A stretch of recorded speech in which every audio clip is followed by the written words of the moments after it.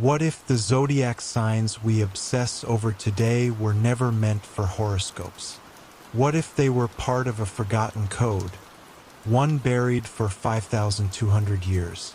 This isn't just astrology.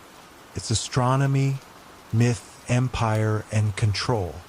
From Babylon to NASA, from star priests to secret societies, this story spans the skies and civilizations.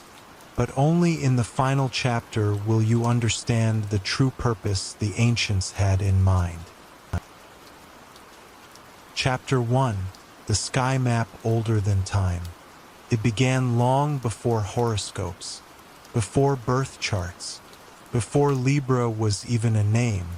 5,200 years ago, when the first great cities of Sumer rose from the mud of southern Mesopotamia, a different kind of revolution was taking place, one not of bronze or grain, but of stars. High above the ziggurats, the night sky stretched in silence. But to the Sumerians, it was not empty. It was a scroll, a message, a living map. While others farmed by moonlight or prayed for rain, Sumerian priests studied the heavens with terrifying obsession. They watched stars shift ever so slightly night after night, and they carved these changes into tablets of wet clay. This was no simple sky watching. They weren't merely counting days. They were tracking something vast, something that pulsed above them, invisible yet exact. They marked it, charted it, named it, and in time they divided the sky into 12 parts. The first skeleton of the Zodiac was born. They didn't call it that, of course. The word Zodiac wouldn't come for millennia, but the structure was there. 12 celestial zones, each associated with specific stars that rose during key seasons. To the Sumerians, these were not signs of personality or fate.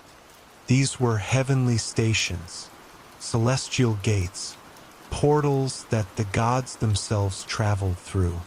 When the moon or sun crossed a particular sector of sky, it wasn't coincidence. It was a divine message, not symbolic, literal. And so they built shrines aligned to those sectors. Cities echoed the sky. Temples faced star rises. Rulers were chosen based on stellar omens. But one question lingers. Why 12? Why this structure? Why this specific pattern, preserved across ages? The answer wasn't just practical. It wasn't even fully astronomical. It was something else. Something buried in layers of myth and math. Something encoded into their myths like the Epic of Gilgamesh, where stars guided journeys, and the heavens dictated life, death, and rebirth. The earliest surviving star maps weren't drawings. They were patterns of cuneiform pressed into clay, cold, deliberate, and haunting. These tablets weren't decorative. They were computational. Lists of planetary movements, lunar eclipses, solar cycles, all timed to perfection. Over generations, the Sumerians recognized that the stars moved in loops. The planets, those wandering stars, danced through the same constellations again and again, year after year. The heavens had a rhythm, a pulse, and each celestial body followed rules, patterns. The stars weren't chaos. They were law. By aligning temples and rituals to these rules, the Sumerians believed they could tap into something cosmic. They didn't just observe the sky, they used it, not for storytelling, but for transformation. And hidden within those early calculations was something strange. The repetition of a grand cycle, not just of seasons, but of ages. Each of the 12 sky zones held a different power, different influence, and something or someone had set them in place with terrifying precision. Even stranger were the mythic patterns that paralleled the sky. Each of the 12 zones was gradually associated with different figures: lions, bulls, twins, crabs, and so on. Not yet named as Leo or Taurus, but symbolized in the art, poems, and rituals of Sumer. The lion gates, the bull of heaven. These weren't just animals. They were avatars, embodiments of time itself. The zodiac was not just a circle in the sky. It was a wheel of destiny, cosmic machine. The Sumerians believed that when a planet passed through a certain segment, it activated a shift, not just in weather or fortune, but in the world itself. They feared eclipses, celebrated alignments, predicted floods. But deep within their calculations was something more disturbing. A countdown, a celestial rhythm that ticked not in hours or days, but in centuries. And this countdown began with a forgotten alignment, one that occurred, by their measure, over 5,000 years ago. It marked the beginning of the Great Cycle. This wasn't superstition, it was data. The oldest known star tablet, called Mul. Appin, dates back over 3,000 years, but it references observations at least 1,000 years older. That means someone, possibly around 3,200 BCE, had already noticed the division of the sky, already charted the 12 sectors, already sensed the repeating influence of the constellations. But the Mul, Appin, doesn't speak in personality traits. It speaks in omens, in wars, kings, floods, and plagues. If Venus was seen in a certain sign, the harvest would fail. If Mars rose early, blood would spill. But one sequence repeated, one pattern of planetary alignment that was always feared, suggested not a moment, but a threshold, the beginning or end of something vast. And that alignment was rumored to repeat every 5,200 years. The number wasn't precise to the modern calendar, but it echoed across cultures, from Sumer to Maya, a number that suggested cosmic reset, a time when the sky would shift and with it everything below. It wasn't just the stars. The ziggurats themselves were designed as stairways to the sky, towers built not just for gods, but to mimic the heavens. Each level was said to correspond to a planet. The top, closest to the stars, was where rituals were held. Not public ceremonies, but secret ones, performed only by trained astronomer priests who had studied for decades. These priests kept star records not for show, but for decoding messages. And it's said that they found something, a pattern buried in the movements of the stars. A signature. Not of randomness, but of design. They believed the heavens had been arranged, that someone or something had set the sky in motion like a great clock, and that the 12 signs were markers, not of character, not even of fate, but of time, deep planetary time, ages within ages. And each age, they believed, ended in fire or flood or silence. The zodiac was a warning system, but no one outside the priesthood knew. The knowledge was too volatile, too powerful, so they encoded it. Myths became vessels. Stories of sky beasts and divine wars weren't just fantasy. They were ciphers, encrypted sky events. Gilgamesh fighting the bull of heaven wasn't just drama. It was astronomy. And only those who knew the sky could decode the stories. This encryption made the zodiac immortal. Empires could fall, cities could burn, but the stories would survive. And with them, the map.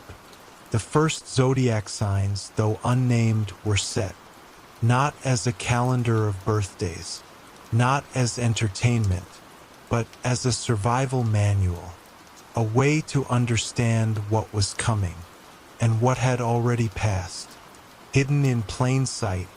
But even the priests were afraid of what came next, because the full cycle, the complete return of the original alignment, was too far away for them to see. It would take thousands of years, but they knew it would return. Later cultures would inherit the structure without understanding the meaning. Babylon preserved the 12 divisions, then renamed and personified them. Egypt carved them into stone, giving them the faces of gods. Greece turned them into character types.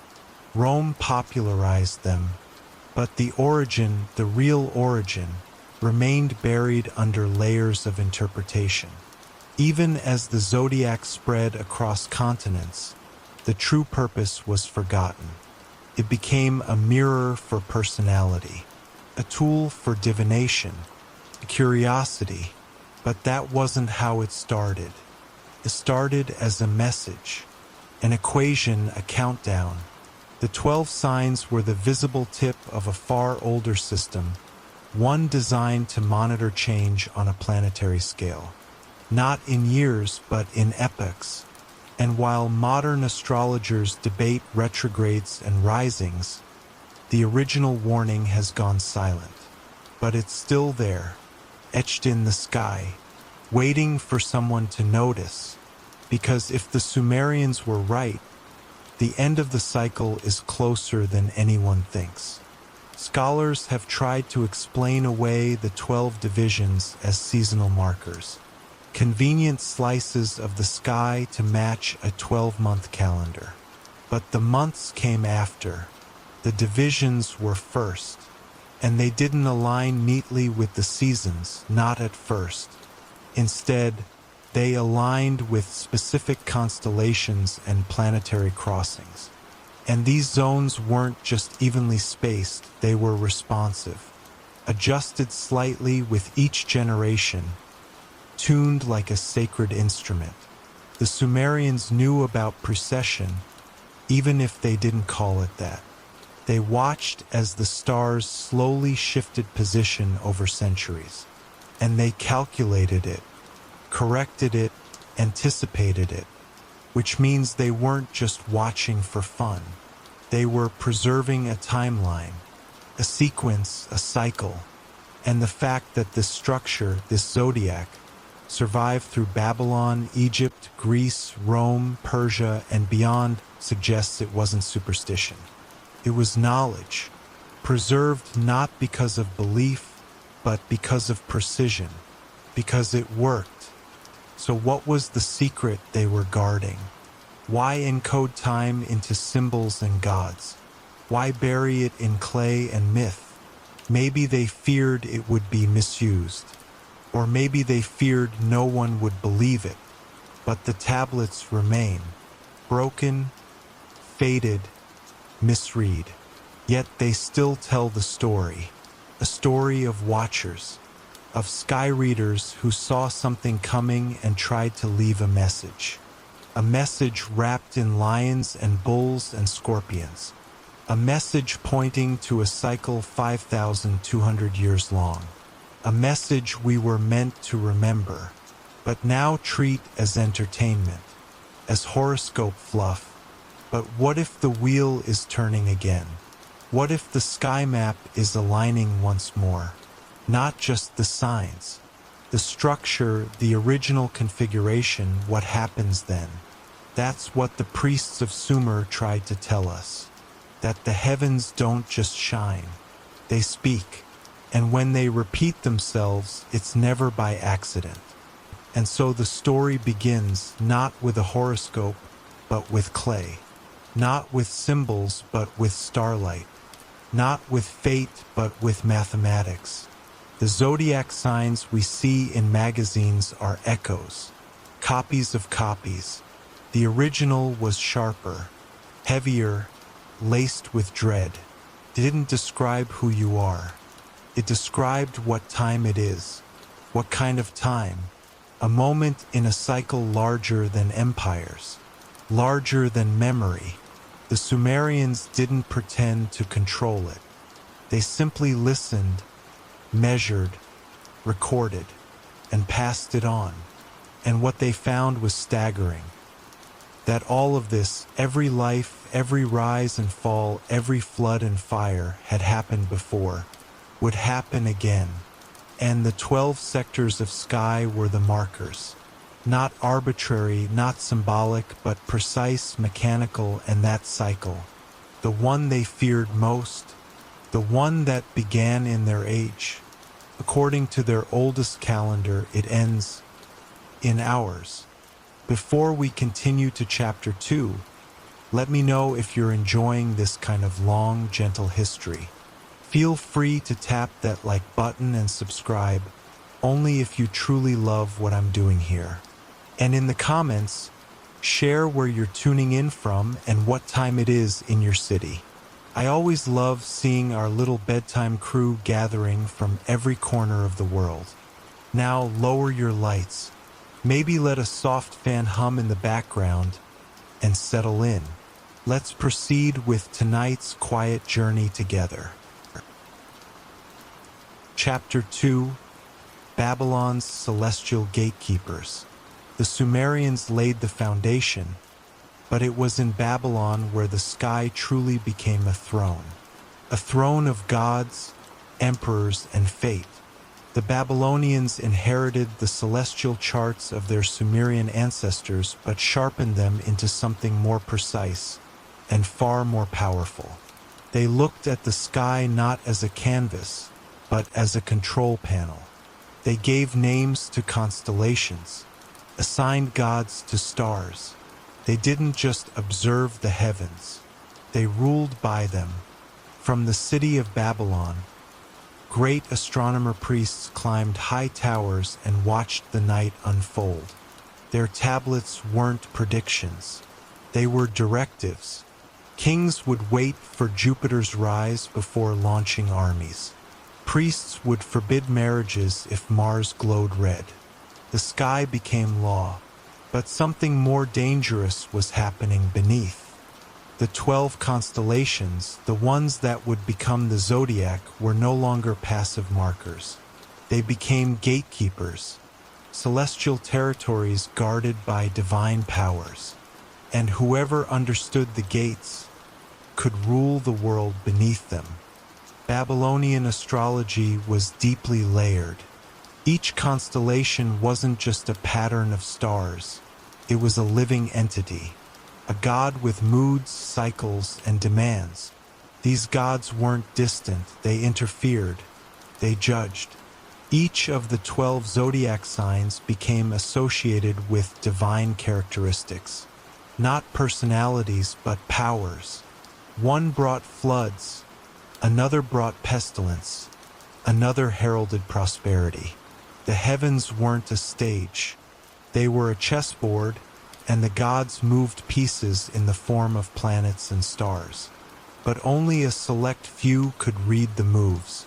These were the Baru, the diviner priests. Trained from childhood, they could interpret sky omens like others read a scroll. And they did not just advise kings. They often controlled them, because only they knew when the heavens smiled or when they turned cold and vengeful. The zodiac signs became keys to a secret calendar, one that didn't just mark time but manipulated it. And once the rulers saw what it could do, they never governed without it again. The Babylonians institutionalized astrology with terrifying efficiency. They built massive observatories, created lunar and planetary ephemerides that tracked celestial motion with near-modern accuracy. But more than accuracy, they sought control. They believed the stars whispered in patterns, rhythms that could be read and bent to human will.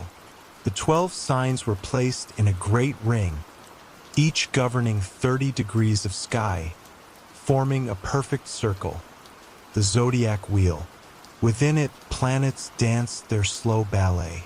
The priests knew that when Saturn crossed into a certain sign, chaos followed. When Venus aligned with the moon, births surged. These patterns were recorded, cross-referenced, archived. Over centuries, a strange revelation emerged. The sky didn't just reflect the world. It shaped it. Patterns repeated across wars, famines, revolutions. The zodiac was not just a symbolic tool. It was predictive, and in the hands of kings, that made it a weapon. Babylonian leaders began timing their decrees, taxes, and wars based on these alignments.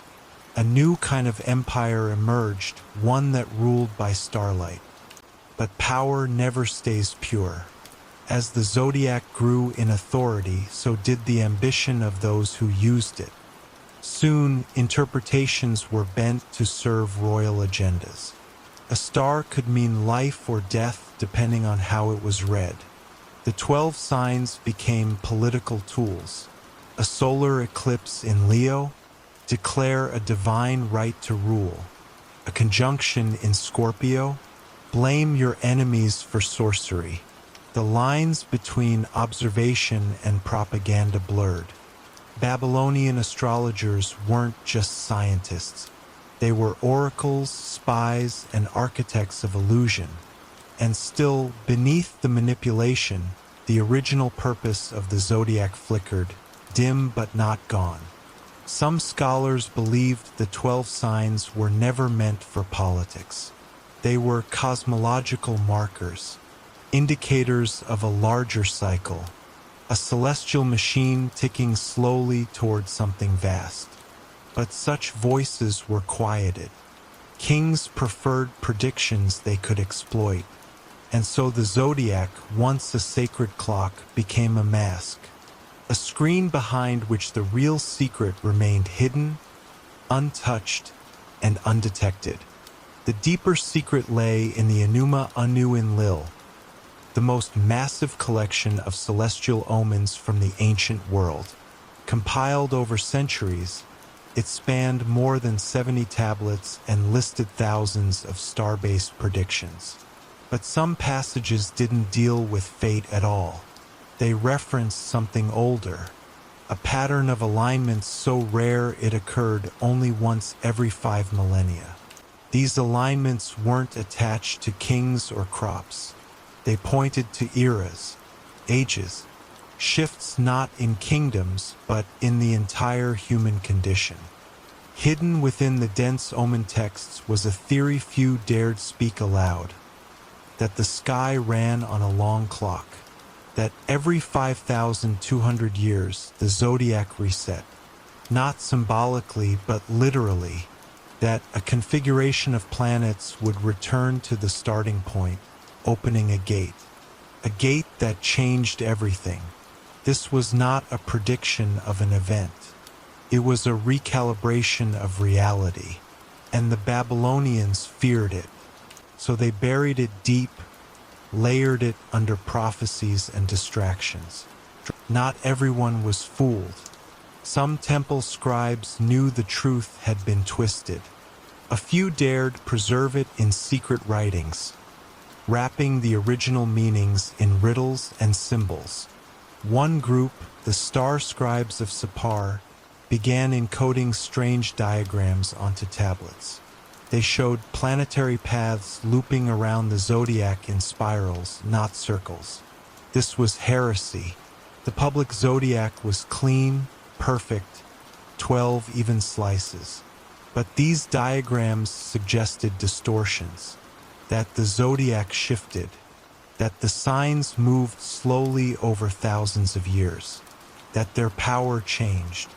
This contradicted the official narrative, but it matched what the priests had begun to whisper, the precession of the heavens, a movement so slow it was almost imperceptible unless you measured for centuries, which they did, and what they saw terrified them, because it meant the original gate, was moving, and when it returned to its point of origin, the world as they knew it would not survive the transition. The signs themselves began to take on new faces. What was once a bull became Taurus. The lion became Leo. Twins, crabs, scorpions, they were no longer animals but personalities. The zodiac was being humanized, softened. What was once cosmic became personal. Traits, emotions, character types. This was no accident. It was a mask placed over something ancient and vast. By turning the signs into reflections of ourselves, we forgot they were once reflections of time. Not just any time, cyclical, collapsing time. Ages with a beginning and an end. Babylon's greatest secret wasn't which sign you were born under. It was which sign the world was passing through. And when the sky moved from one sign to the next, it wasn't symbolic. It was structural, reality shifted, empires crumbled, languages died, and the stars, unmoved, unbothered, continued their rhythm, like a cosmic pendulum, swinging, counting, waiting. The priests feared what the next swing would bring, but they knew one thing: it would not be gentle. Some factions within Babylon sought to lock the power of the Zodiac away, to guard it like a vault. They formed inner circles, keepers of the celestial code. Only the most trusted were allowed access. Star charts were redrawn in ways only insiders could interpret. Public knowledge was edited. Priests taught watered-down versions. The Zodiac became a religion, then a superstition, then a curiosity. But behind the veil, in guarded temples and scroll chambers, the full version lived on. A version where the 12 signs were doorways, where planetary cycles predicted more than weather, they predicted transformation. Not metaphorical, real, cultural, biological, global. These inner circles believed the original Zodiac wasn't for personal guidance. It was a warning system, one that could anticipate collapse or rebirth. And it was nearing another trigger.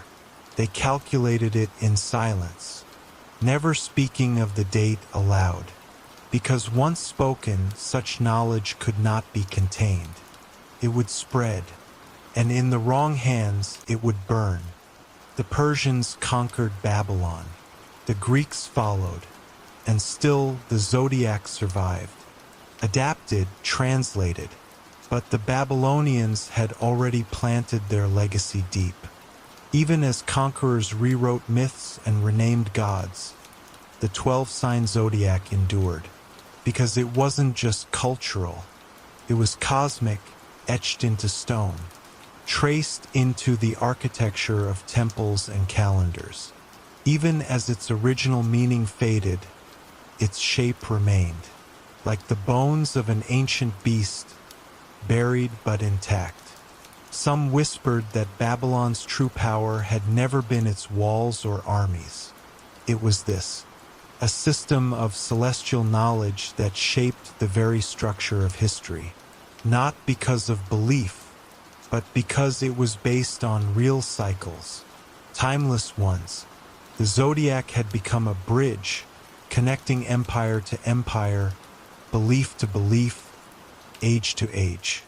And through it, Babylon's influence would echo for millennia, not as a fallen city, but as the first civilization to attempt control over time itself. By the time Babylon fell, the Zodiac had already become unkillable. It had passed into the DNA of timekeeping. Festivals were set to star risings, calendars to constellations, entire philosophies built around alignments. And yet, no one remembered the warnings, the countdown, the reason it had been divided into 12 in the first place. The knowledge had fractured, fragmented. The gatekeepers were gone, but the gates remained, silent, motionless, locked, until the stars turned again, until the planets returned to their ancient alignments. until the 5,200-year cycle reached its next terminal point. The Babylonians had tried to manage it, to delay it, to hide it, but they knew the truth. The zodiac wasn't a tool of divination. It was a clock, and time, no matter how much power one has, cannot be bribed. The hands were still moving, quietly, in the dark, toward a point they called the crossing, and that crossing was not far. Chapter 3: Egypt's Hidden Calendar of the Soul. The Babylonians mapped the sky for kings, but the Egyptians looked to the stars for something deeper, something eternal. To them, the night sky wasn't just a place of light and orbiting bodies. It was a passage, a realm of gods and spirits, a reflection of the afterlife. Long before modern astrology gave signs personality traits, the Egyptians gave them souls. In the ceilings of their temples, especially at Dendra, the heavens were painted in haunting detail. Stars, planets, and constellations wound through by deities, animals, and divine boats. This was not decorative art. This was a spiritual map, and at its heart lay something chilling, a coded journey, a path not of days and months, but of death and rebirth. The zodiac wheel was reimagined here, not as a clock of fate, but as a vehicle for the soul. Pharaohs aligned their tombs with specific star risings, believing that only by entering the sky at the right point could they ascend to eternal life. They weren't guessing, they were calculating. The Egyptians watched Sirius, the brightest star in the sky, with terrifying precision. When Sirius rose just before the sun, what they called the heliacal rising, the Nile would soon flood. But they didn't stop at floods. They noticed other patterns, too. Planetary conjunctions, lunar phases, and shifts in constellations. All of it mattered. Over time, they identified 12 celestial sectors, not unlike the Babylonian system. But in Egypt, these weren't signs of personality or fate. They were gates, 12 sacred checkpoints in the soul's journey after death. The Dendra zodiac captured this in stunning symbolism. Around a circular sky were figures holding scepters, animals standing guard, and gods riding boats through the stars. It wasn't fantasy, it was theology, a road map through the cosmos. The sky was not just above, it was within. And the Egyptians believed that to reach the afterlife, the soul had to pass through each of these zones in the right order. The Book of the Dead, often buried with the deceased, wasn't just a list of spells. It was a star chart in disguise. Each incantation mapped to a different stage of the soul's journey, phases governed by sky gods and constellations. The zodiac was the unseen scaffolding. The 12 stages reflected the challenges a soul would face in the Duat, the Egyptian underworld. There were signs to be read, symbols to be interpreted, and if the soul passed through each gate, it could finally ascend, becoming one with the stars. Pharaohs were obsessed with this passage. Their pyramids weren't randomly shaped. Each one mirrored a constellation or pointed toward specific stars. The shafts inside the Great Pyramid of Giza aligned not just with the North Star, but with Orion and Sirius, symbols of Osiris and the soul's resurrection. These weren't coincidences. They were launch sites, stargates for the spirit. And the signs along the path? They were the zodiac's ancient ancestors, glowing in stone. One sign in particular held special meaning, the lion. Ancient Egyptian temples often featured lion-headed goddesses like Sekhmet, protectors of the balance between destruction and healing. The constellation we now call Leo appeared during the hottest part of the year, when the Nile swelled and death hovered on the edge of life. For the Egyptians, Leo wasn't just a symbol of strength. It was a guardian of transition, a fiery gate between realms. Another was Scorpio, linked with Selkit, the scorpion goddess who guarded the canopic jars of the dead.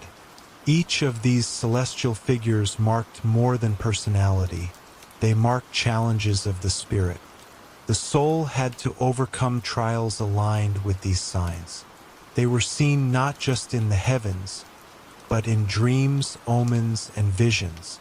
And here, the zodiac was more than a tool. It was a test, an ordeal only the worthy could survive. Because behind each constellation lay a riddle, a mystery, a judgment, and not all souls passed.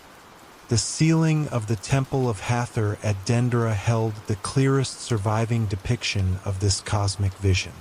Circular, rich in blue and gold, it shows the 12 signs, Aries to Pisces, arranged in a wheel. But this was no horoscope. It was a cosmic engine. At the center of the zodiac stood four goddesses holding up the heavens, and surrounding them were deities rowing celestial boats across the night. Scholars argue over its meaning, but some now believe the Dendera zodiac wasn't just spiritual. It was predictive. It hinted at cycles, not just of life and death, but of civilizations. The precession of the equinoxes, a wobble in Earth's rotation, slowly changes which constellation the sun rises in at the spring equinox. And this slow shift moves the world from one age to another. Age of Taurus, age of Aries, age of Pisces. The Egyptians seemed to know this. They timed their myths to it. And at the heart of those myths, the zodiac turned quietly. They saw the sky not as static, but as alive. The stars moved with purpose. The signs weren't fixed. They were dancers in a ritual older than the pyramids. And deep within that dance was a cycle few understood. Some priests whispered of the age of Leo long before their time, when the Sphinx was young and the world was different. Others pointed to the rising of Pisces, an age that would bring spiritual chaos. These were not just star names. They were eras, and according to the secret texts, each zodiac age brought a shift not just in culture, but in the soul of humanity itself. The age of Taurus had brought the bull cults. The age of Aries brought warrior kings. Pisces brought religion and martyrdom. But the next age, the one they never spoke of, was different. It would not be ruled by gods, but by awareness, by light. And to reach it, the soul would have to survive a gate cloaked in shadows. Egyptian mystics divided the soul into parts, Ka, Ba, Ak, each with its own journey, its own test. The Ka remained in the tomb. The Ba could travel the world. But the Ak, the immortal spark, aimed for the stars. Only those who mastered the 12 gates could achieve this transformation. It wasn't guaranteed. In fact, most would fail. The judgment scene in the Hall of Ma'at with the feather and the scale was more than morality. It was astronomical. The feather of truth aligned with the sky. If the soul's weight disrupted the balance, it was devoured by Amit. But if it passed, it became light, a star, a being of radiant memory. Some believed that the zodiac itself was made of these souls, ancestors who had crossed the gates and now lit the way for others. Constellations weren't drawings, they were spirits, guides. The sky wasn't a reflection of destiny. It was the destination, and the zodiac the map to get there. Over centuries, the Egyptian priesthood kept refining the stellar path. Temple rituals were aligned to zodiac signs. Initiates were taught to chant in harmony with planetary cycles. The great obelisks tracked solar movement through the signs, marking not just seasons, but spiritual tides. The Nile flood itself became symbolic of soul cleansing, a baptism through water under the watchful gaze of Sirius. But not everyone was permitted to see the deeper meaning. The mystery schools of Egypt, hidden orders that trained adepts in the sacred sciences, preserved knowledge too dangerous for the masses. They taught that each zodiac sign corresponded to a stage of awakening, that only by moving through all 12 could one achieve full consciousness. These weren't metaphorical states. They were seen as literal transformations, both in life and after death. And the Dendra zodiac? It was a lock, a seal placed on a cycle not yet complete. One that began thousands of years earlier, one that was set to return. But Egypt, like Babylon, faced conquest. The Greeks arrived, then the Romans. Temples were looted, priests silenced. But the zodiac endured. The knowledge survived, embedded in symbols, geometry, and myth. Some was smuggled into Greek philosophy, some encoded into Hermetic texts. The soul's journey became allegory. The gates became metaphor, but the structure remained. Even in fragments, even misunderstood, the 12-fold path of the stars lingered. And while outsiders saw only myth, some kept searching. A few even returned to Dendra, searching for the deeper layers hidden in the stone. What they found unsettled them. Beneath the painted signs were carved codes, alignments, numbers, ratios, measurements of cycles, not just of time, but of return. A countdown. Egypt, like Sumer and Babylon, knew the signs weren't static. They were spinning wheels. And when those wheels aligned again perfectly, it would not just be a change of season. It would be a change of worlds, and the soul would be judged once more. Modern archaeologists have puzzled over why the Sphinx, the pyramids, and the temples of Luxor were built with such astronomical precision. Why so many structures align not just with solar events, but with specific star risings and zodiac transitions. The truth is, these monuments weren't simply tombs or temples. They were timekeepers, not clocks, but cosmic receivers. Receivers tuned to an ancient frequency, a point in the sky when certain forces aligned. And according to the most secret teachings, when those forces returned to their original position, the earth would enter a phase of trial. Not destruction, not apocalypse, but judgment. A collective weighing of humanity. A moment when each soul would face its own scale. Not in the afterlife, but here, in this world under these stars. And the signs above, glowing with ancient light, would be the same ones the pharaohs once feared. The same ones they mapped on their tombs. The same ones now blinking, closer than ever. The zodiac to Egypt was never about what day you were born. It was about what part of the soul you had mastered, whether you were ready for the next gate, whether you had passed the trials or would be recycled into another cycle of incarnation. They didn't believe in a single lifetime. They believed in echoes, echoes that returned when the stars aligned. And according to the hidden calendar, the real one, buried beneath temples and guarded by silence, that alignment comes once every 5,200 years. A celestial moment when the heavens open and the soul is tested on a global scale. The last time it happened, the world changed. The rivers rose, the cities fell. A new order emerged. And now the wheel is turning again. The signs are shifting. The map is glowing once more. Egypt knew, Babylon guessed, Sumer saw, but no one listened. The Zodiac was never just a myth. It was a mirror, and the reflection is returning. Chapter 4: Greece and the Mathematical Prophecy. By the time the Greeks looked to the heavens, the sky had already been mapped by empires. The Babylonians handed them constellations.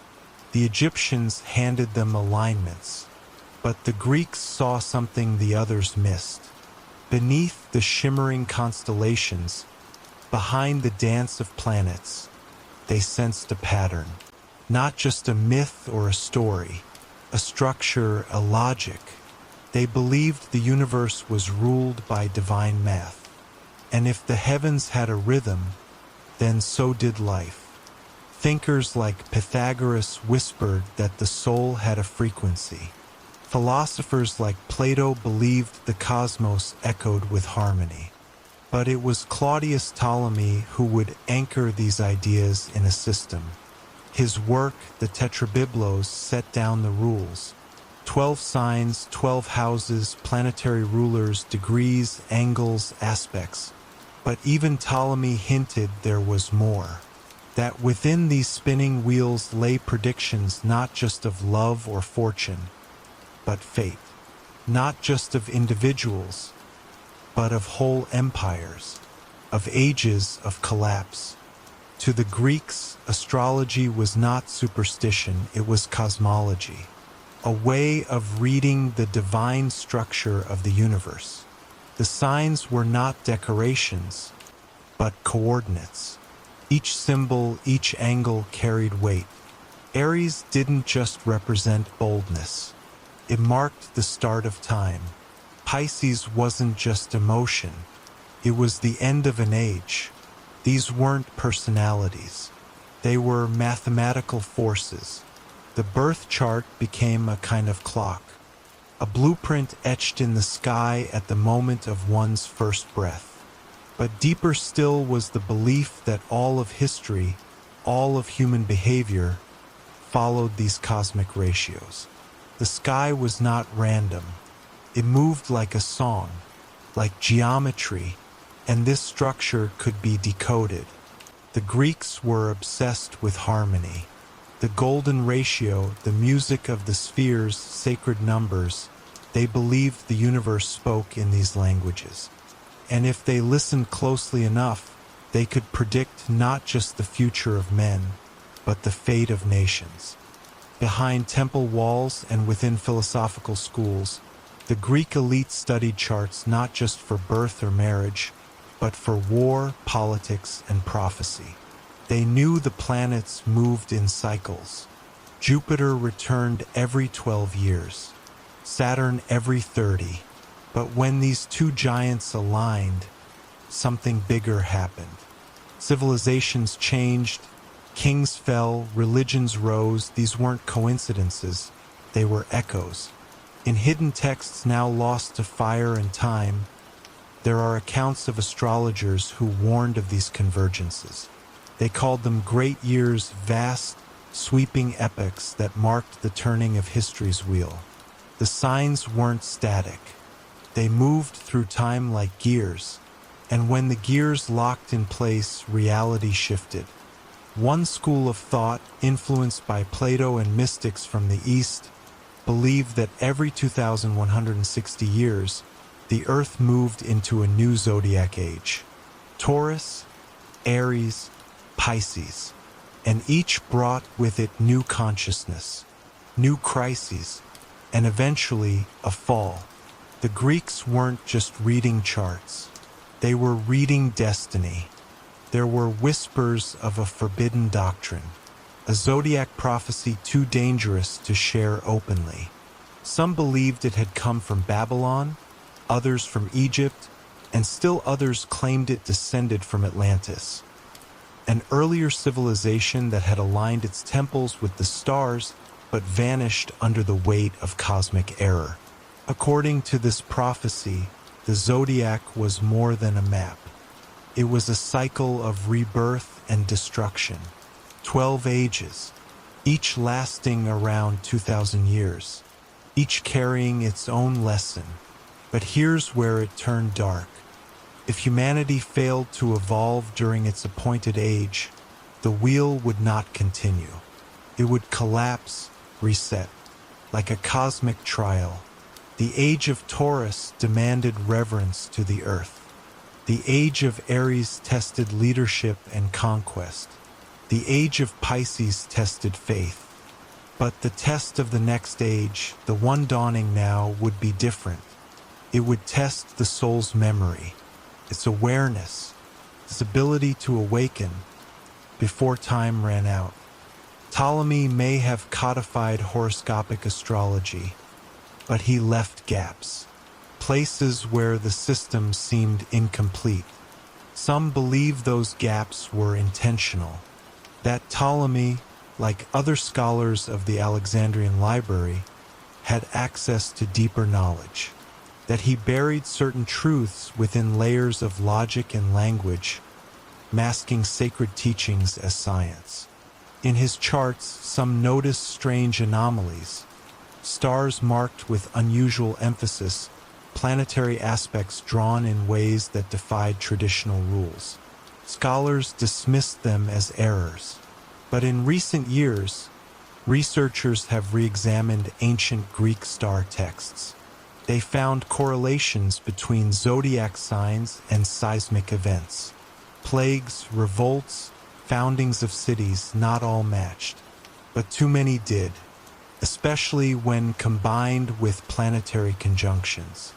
The great conjunction of Jupiter and Saturn, for instance, seemed to mark the beginning of empires and their fall. It happened at the dawn of Rome, at the birth of Christianity, and now it has happened again. The Greeks may have mapped a calendar of time itself. There was another level, geometry. Some Greek mystics believed the zodiac could be plotted not just in the sky, but on Earth, that the signs formed a circle over the globe, that sacred sites, Delphi, the pyramids, Stonehenge, even future cathedrals, fell upon invisible lines of power. These ley lines, they claimed, reflected the structure of the heavens. As above, so below. The temples were placed to activate this geometry, to harness celestial energy.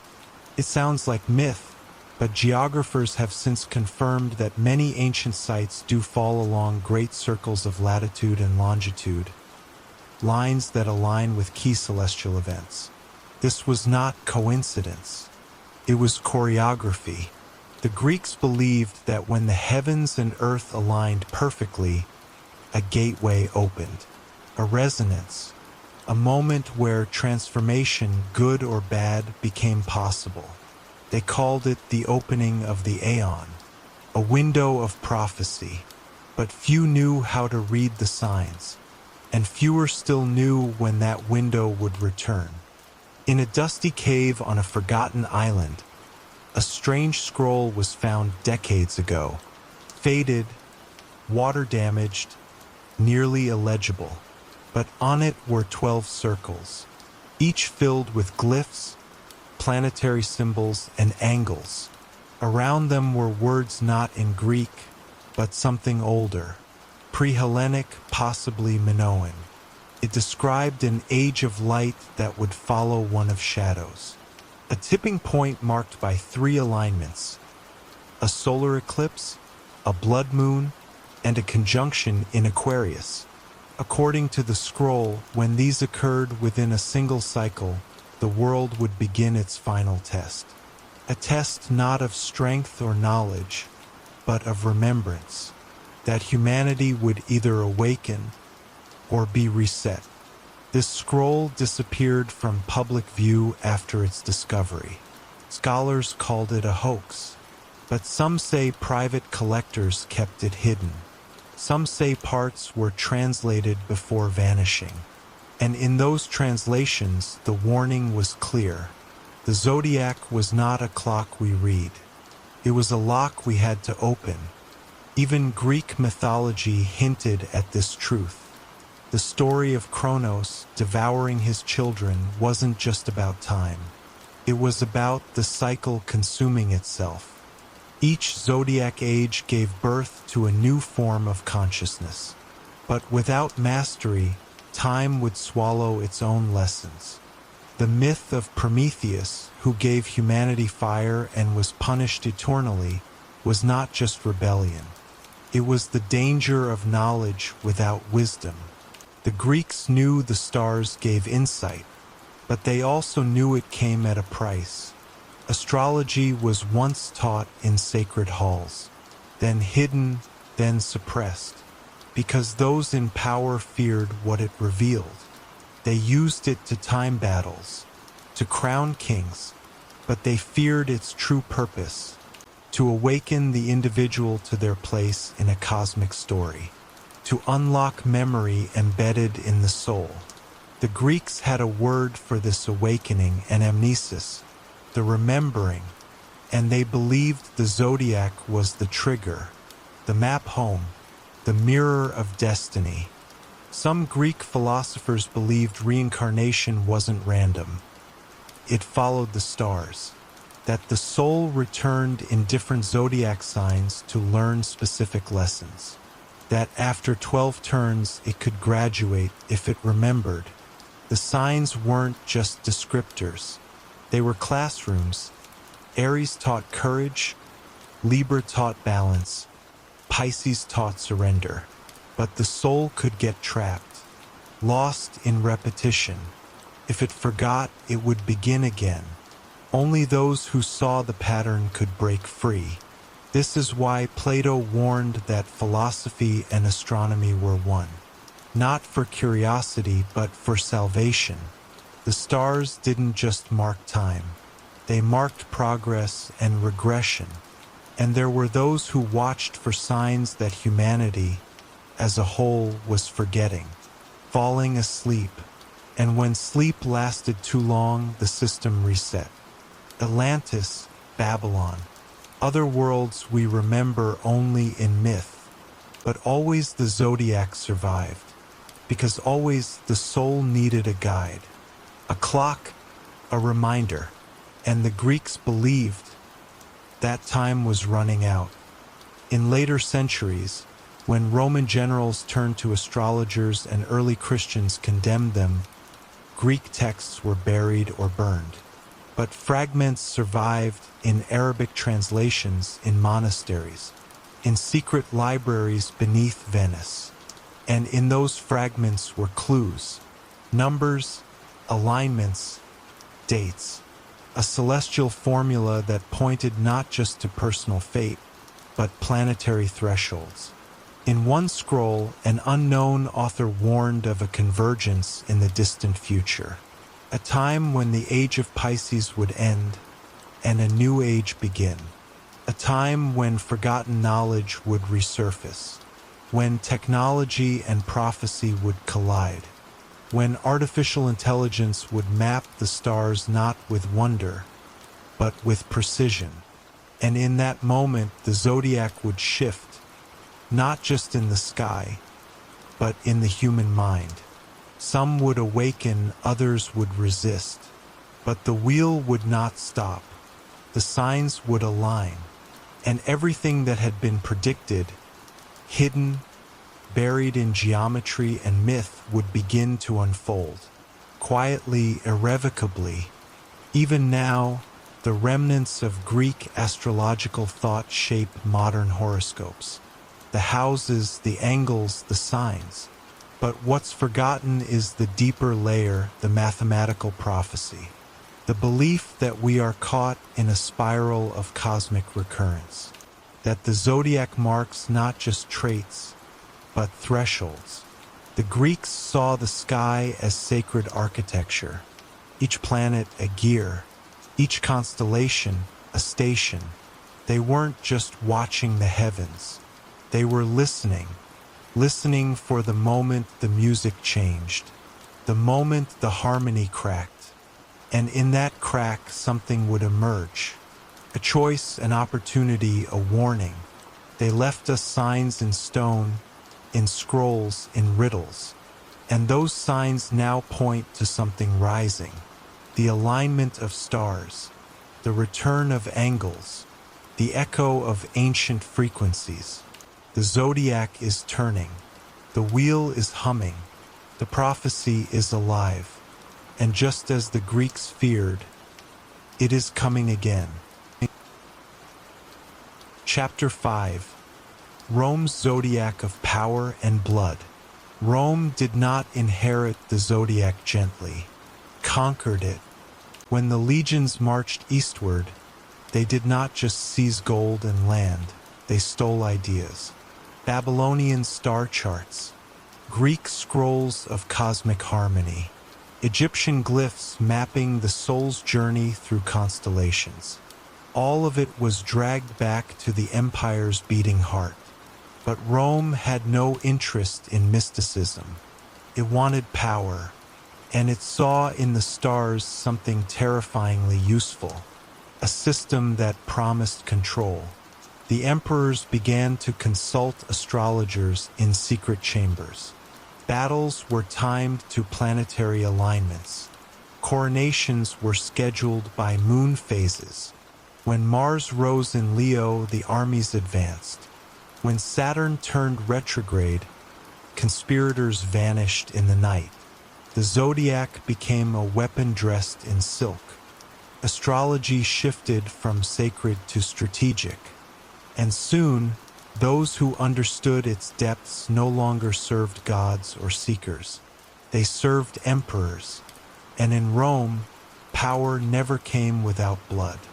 The stars, once a mirror of the soul, now reflected ambition. It began subtly, omens crafted to shape belief. A bright comet appeared, and Augustus declared it the soul of Julius Caesar rising to the heavens. It worked. The people believed it. A symbol in the sky became the foundation of divine rule. The zodiac gave emperors not just timing, but legitimacy. And once that door opened, it could not be closed. Astrology flooded Rome's politics. Senators feared horoscopes more than votes.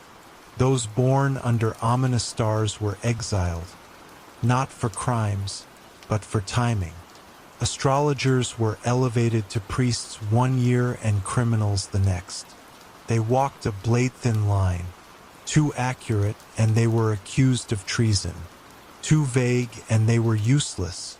The emperors wanted oracles, not advisors. And those who read the stars too well became targets. Behind marble walls, secret scrolls were passed hand to hand. Not for fame or money, but for survival. Because Rome had discovered the terrible truth. Those who mastered the zodiac could shape history. But power breeds paranoia. Rome's rulers began to fear the very tool they wielded. Astrologers were banished. Forbidden texts were burned. Still, the predictions kept coming. Whispers of alignments no one could explain. Dates that pulsed with energy. Saturn aligning with Mars beneath Scorpio.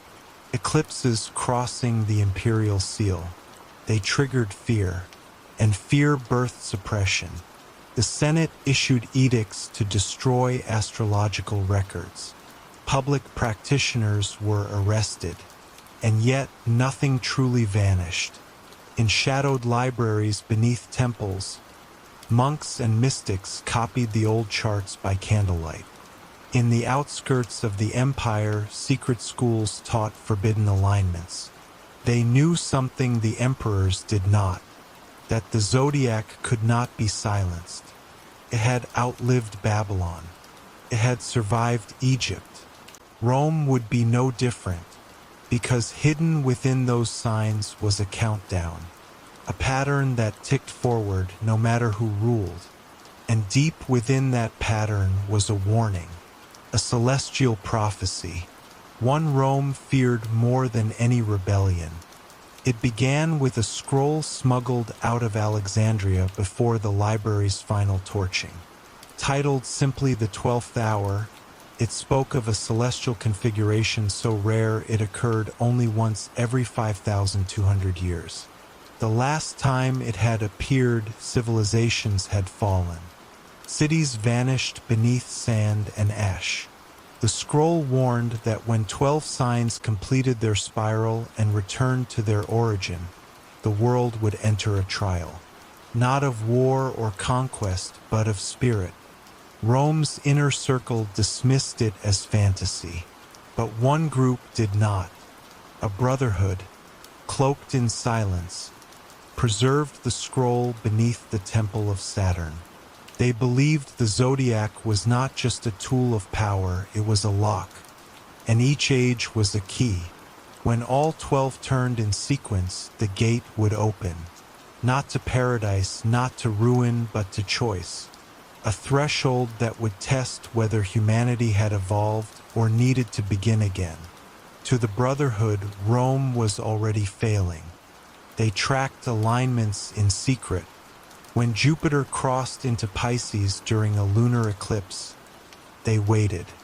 When Venus stood still in Scorpio for 7 nights, they watched.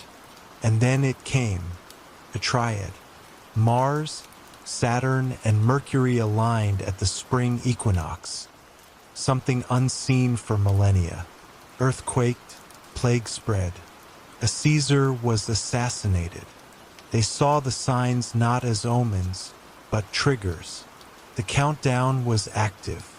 They began carving their warnings into statues, ceilings, coins. Always hidden, always coded. The Brotherhood infiltrated temples and councils, not to seize power, but to delay collapse. They believed that if Rome could awaken, if it could see the Zodiac not as prophecy but mirror, it might break the cycle. But Rome would not listen. Its thirst for dominance was too deep, its fear too strong. The signs were ignored, the scroll forgotten, and the alignment passed unnoticed by most, but not by all. Somewhere the stars had shifted, the wheel turned, and Rome, unknowingly, had entered its final phase. The emperors grew erratic. Nero sang as fires consumed the city. Caligula crowned his horse. Commodus renamed months after himself. Each ruler more unhinged than the last. To many it was madness, but to the hidden astrologers it was symptom. The Zodiac had moved into shadow. Rome had entered its Scorpio age, destruction, obsession, death, and it played out in blood. Gladiators slaughtered in colosseums, Christians fed to lions, poison in palace wine. The heavens were echoing the empire's soul, and that echo, once begun, could not be silenced. Jupiter shifted, Saturn moved, and the Brotherhood knew the end had begun, not just of rulers, but of Rome itself. Not fire and brimstone, but rot, a slow unraveling.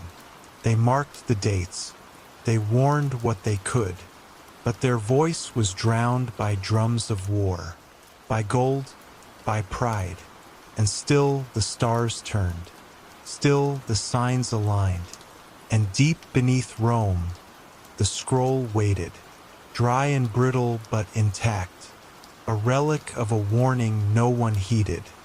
Rome fractured east and west, pagan and Christian, republic and empire. The signs mirrored the chaos.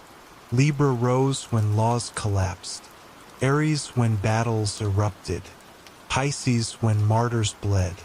The wheel kept turning. Some tried to stop it, others tried to harness it, but none understood it. The Zodiac was not a map of kings. It was a mirror of consciousness, and Rome's reflection had grown dark. Even as the empire expanded, its spirit shrank. Each triumph carried a hidden cost. each victory a wound beneath the surface. And then, when it could stretch no further, it broke. Not in a blaze, but in silence. The Western Empire collapsed. The East clung to illusion, and the stars kept spinning. The scroll resurfaced briefly in Constantinople, only to vanish again. But its legacy endured. A belief passed in whispers that Rome was not destroyed by sword or siege, but by time. And that time was written in the stars. Long after the fall, Rome's ruins whispered secrets.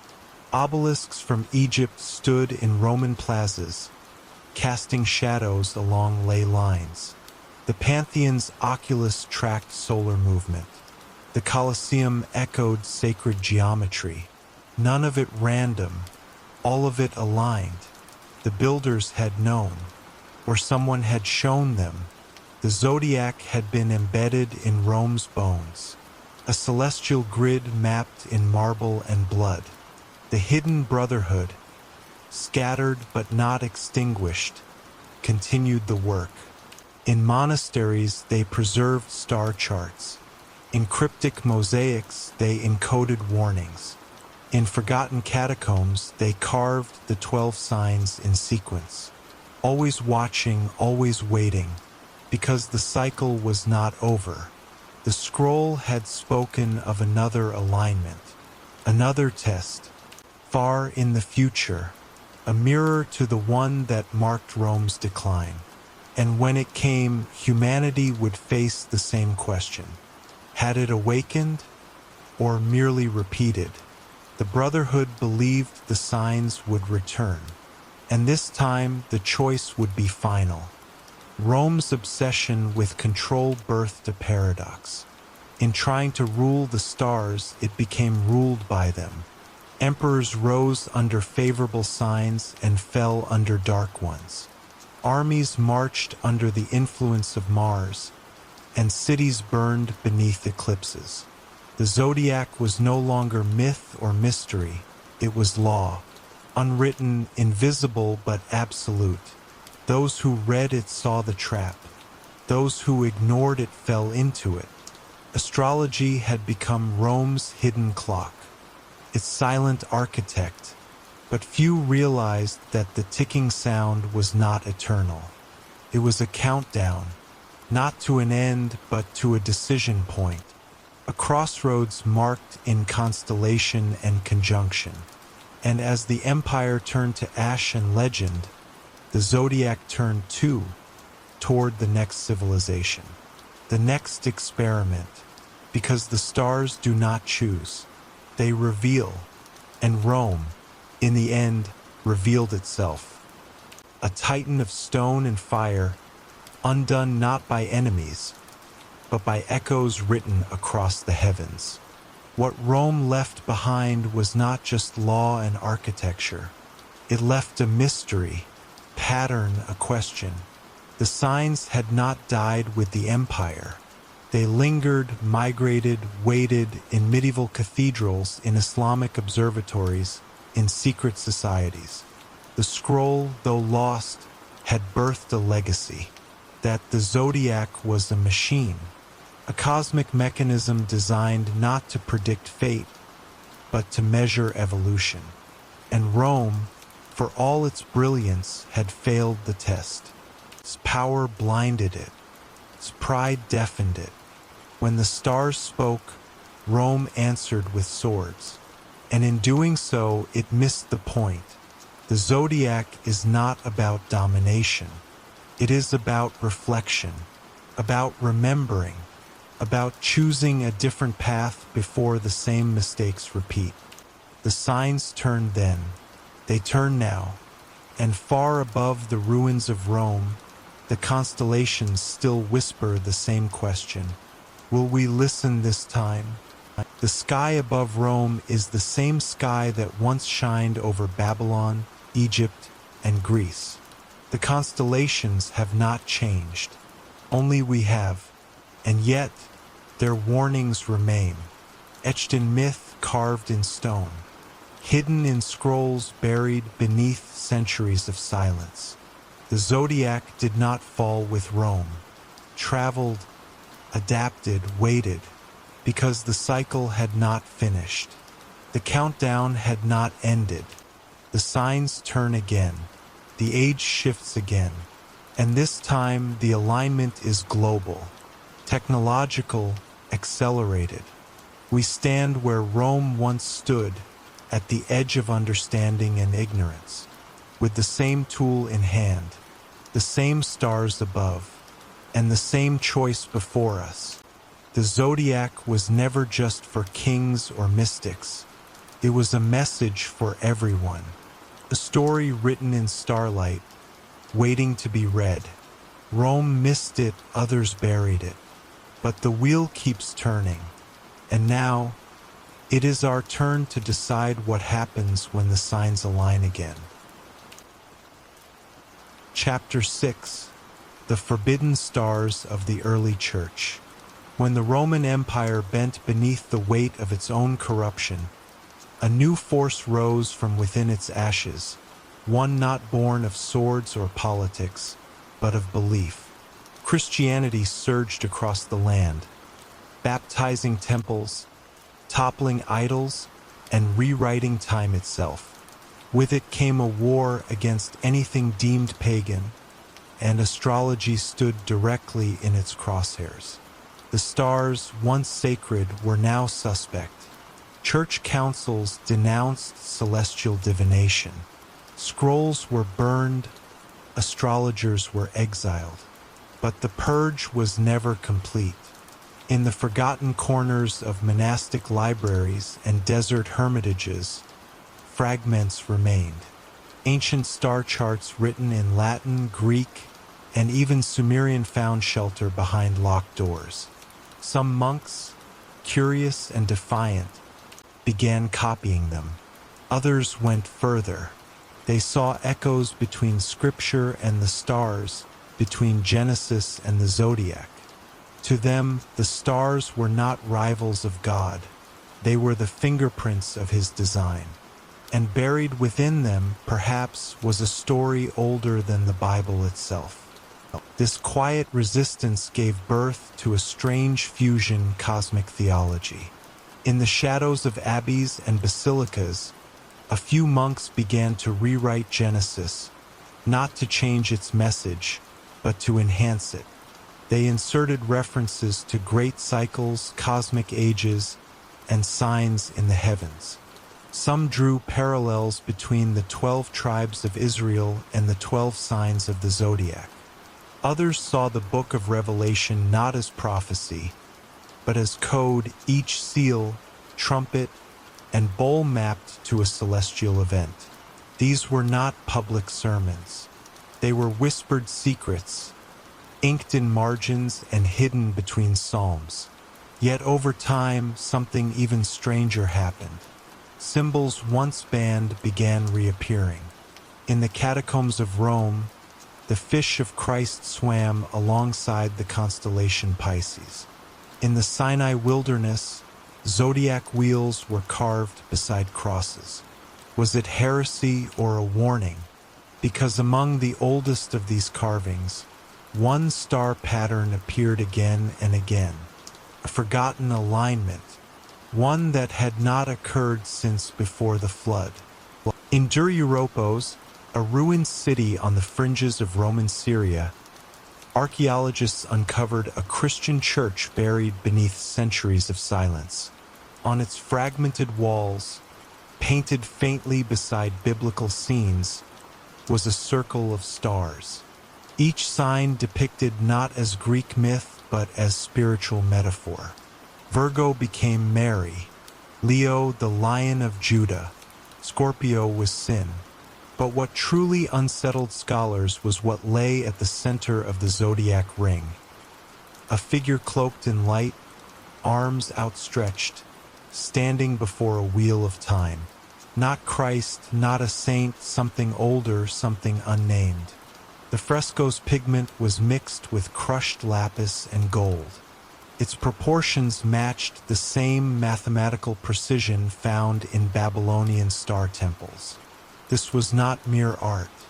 It was a map, one that merged Christian mysticism with ancient cosmic knowledge. A silent bridge between two worlds, built by those who dared to believe that prophecy might be written not just in scripture, but in starlight. Beneath the Vatican, where layers of history press upon one another like geological strata, secret chambers remain sealed to this day. Among them, rumors speak of a vault beneath the Bibliotheca Apostolica Vaticana, accessible only to a handful of initiated scholars. Some call it the Room of the Veil, others the Chamber of Conjunction. According to one persistent legend, it houses a scroll that predates Christ by 2,000 years.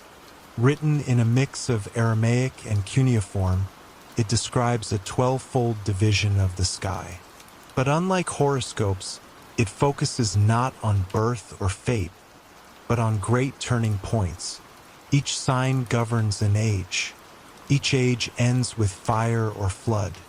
The final paragraph contains a date encoded in lunar phases, solar angles, and a cryptic mention of the Lamb's return beneath a red moon.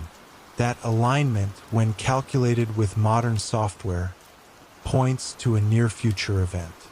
And it aligns precisely with the last prediction found in the Dendera Zodiac of Egypt. In monasteries across Ireland, Armenia, and Ethiopia, far from Rome's control, independent orders kept studying the stars. They believed that the zodiac was not a tool for fortune-telling, but a divine compass, one that could point the soul toward salvation or ruin.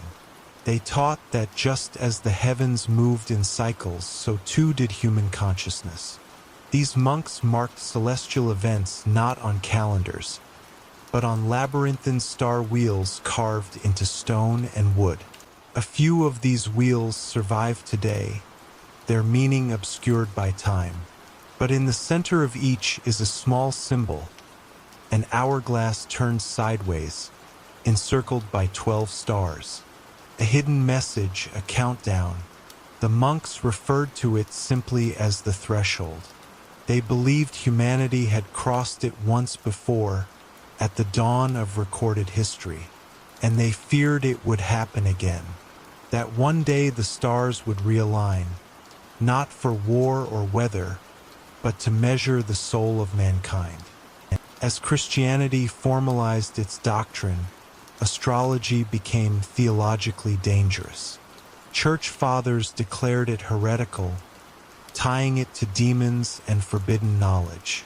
But that only deepened its allure. Secret Christian sects like the Scythians and the Ophites encoded astrological symbols into their gospels.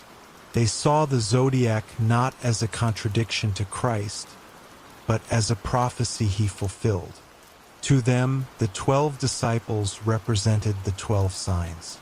The crucifixion marked the transition from one celestial age to another, from Aries to Pisces. The fish became more than a symbol of believers, it was a cosmic signpost. And if they were right, that meant another age would come. One that would arrive not through doctrine, but through alignment. In rare manuscripts found in Nag Hammadi, Egypt, fragments describe a future age when the waters would recede and the stars would sing.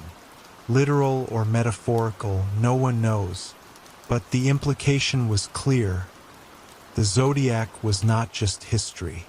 It was a calendar, and its next page was approaching.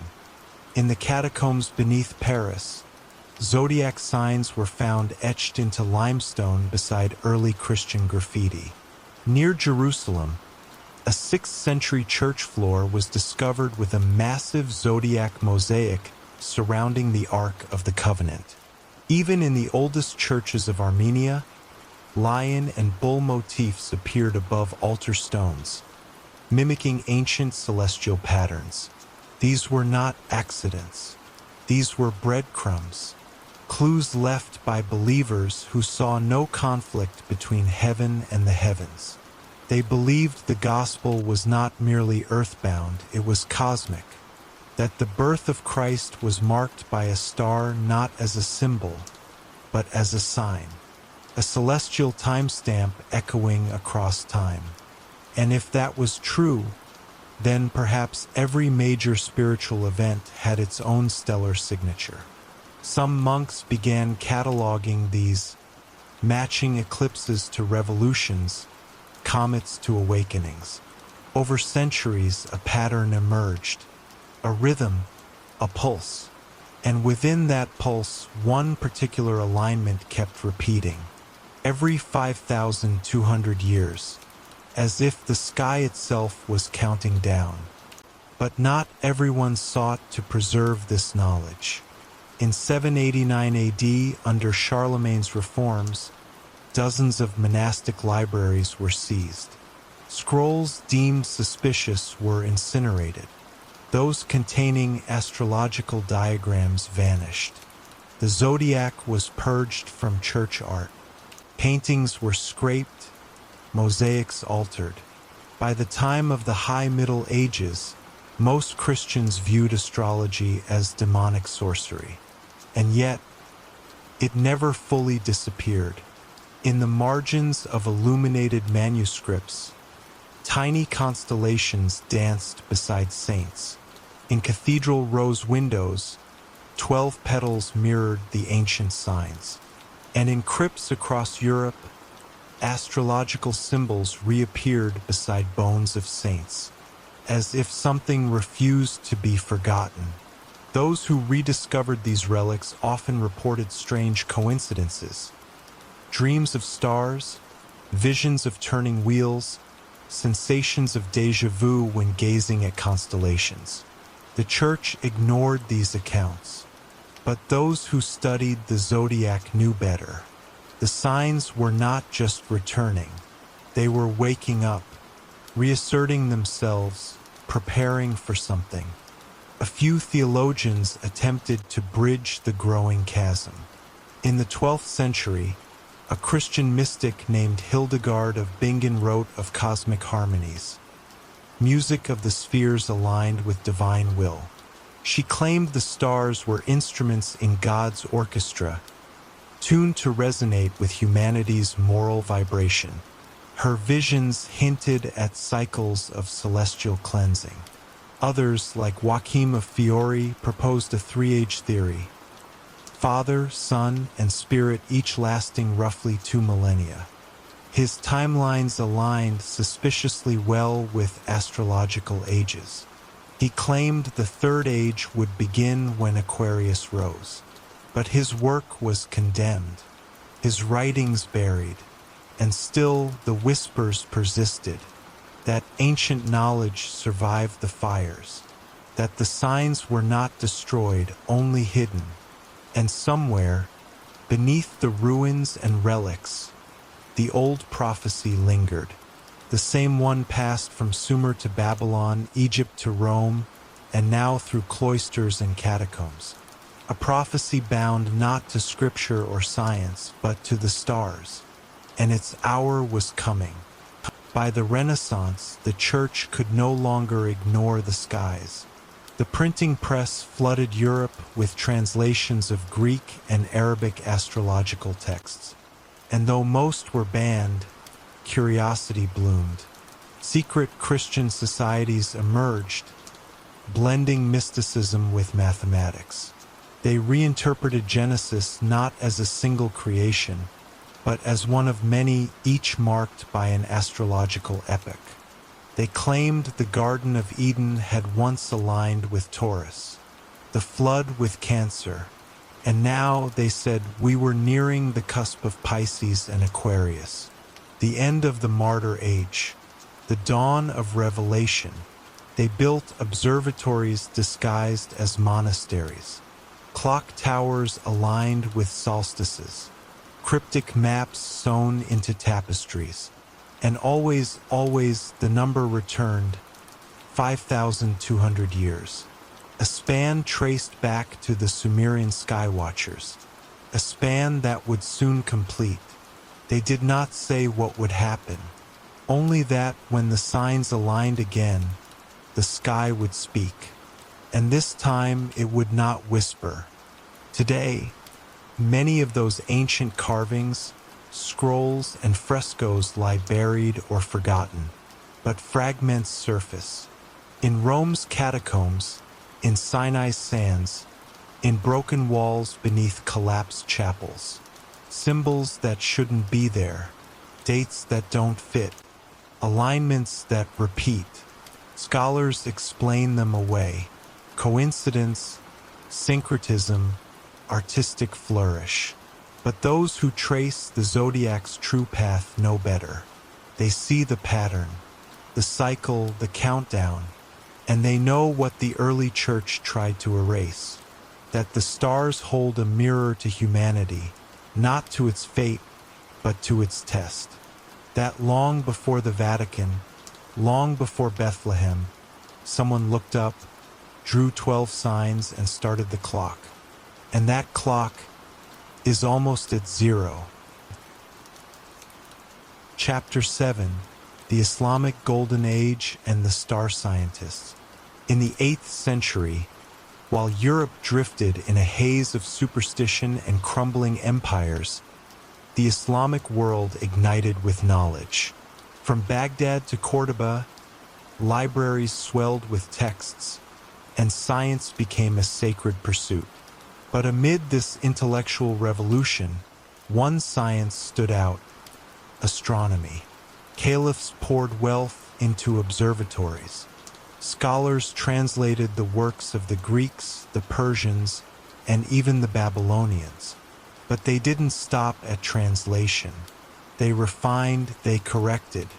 They observed with new instruments, built with mathematical precision. These were not merely stargazers. They were cartographers of the cosmos. And as they mapped the sky with surgical clarity, they noticed something strange. The zodiac was not static. The heavens shifted, signs precessed. Alignments returned with eerie regularity. One Persian scholar traced a cycle repeating every 5,200 years.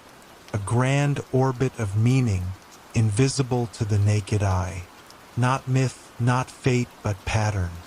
The question they asked, though few dared to say aloud, was what lay at the center of that cycle. In Baghdad's House of Wisdom, teams of scholars worked night and day, guided by the belief that understanding the cosmos was an act of worship. They developed star catalogs more precise than anything seen before. Al-Sufi documented constellations not just from Greek texts, but also from native Arab traditions, weaving together a new stellar map that fused cultures. But buried in one obscure section of his manuscript was a footnote, barely noticed by later translators, describing a particular alignment of stars with no apparent purpose. An odd convergence that seemed to recur across millennia. Another scholar, al-Biruni, found similar notes while studying Indian and Babylonian cycles. He noticed they all hinted at a moment when the sky's rhythm would reset, a kind of celestial zero point. He tried to calculate when it would occur next, but each model contradicted the last. The numbers never fully aligned, as if some variable was missing, or hidden a key, one perhaps known only to the ancients. In Damascus, a polymath named Thabit ibn Qurra proposed something bold. He believed the zodiac was not merely divided by months or constellations, but by epochs of consciousness, that each sign governed a phase in humanity's spiritual development. Aries was fire, conquest, birth; Pisces, sacrifice and faith. But Aquarius, still centuries away, was something else. Not rebellion, not reason, transformation. He theorized that the soul evolved in tandem with the stars, and that the Zodiac charted that evolution like rings on a tree. His work, dismissed by many, found a quiet audience in Sufi circles. Their mystics spoke of heavenly spheres not just as physical orbs, but as dimensions of awareness. In their poetry, the signs were veils, and every 5,200 years those veils would thin. A moment of rupture or revelation. The stars would not change the world. They would reveal it, what had been hidden, what had been forgotten, and what was finally ready to return, not to the sky but to the human mind. In the deserts of Persia, astronomers began constructing astrolabes more intricate than any before. These instruments could predict planetary positions with stunning accuracy. But some designs included a strange, extra ring, unlabeled, silent. No texts explained it, no scholar claimed it, but it showed up again and again across centuries in devices found from North Africa to Central Asia. A 13th ring, beyond the 12 known signs. A ghost wheel.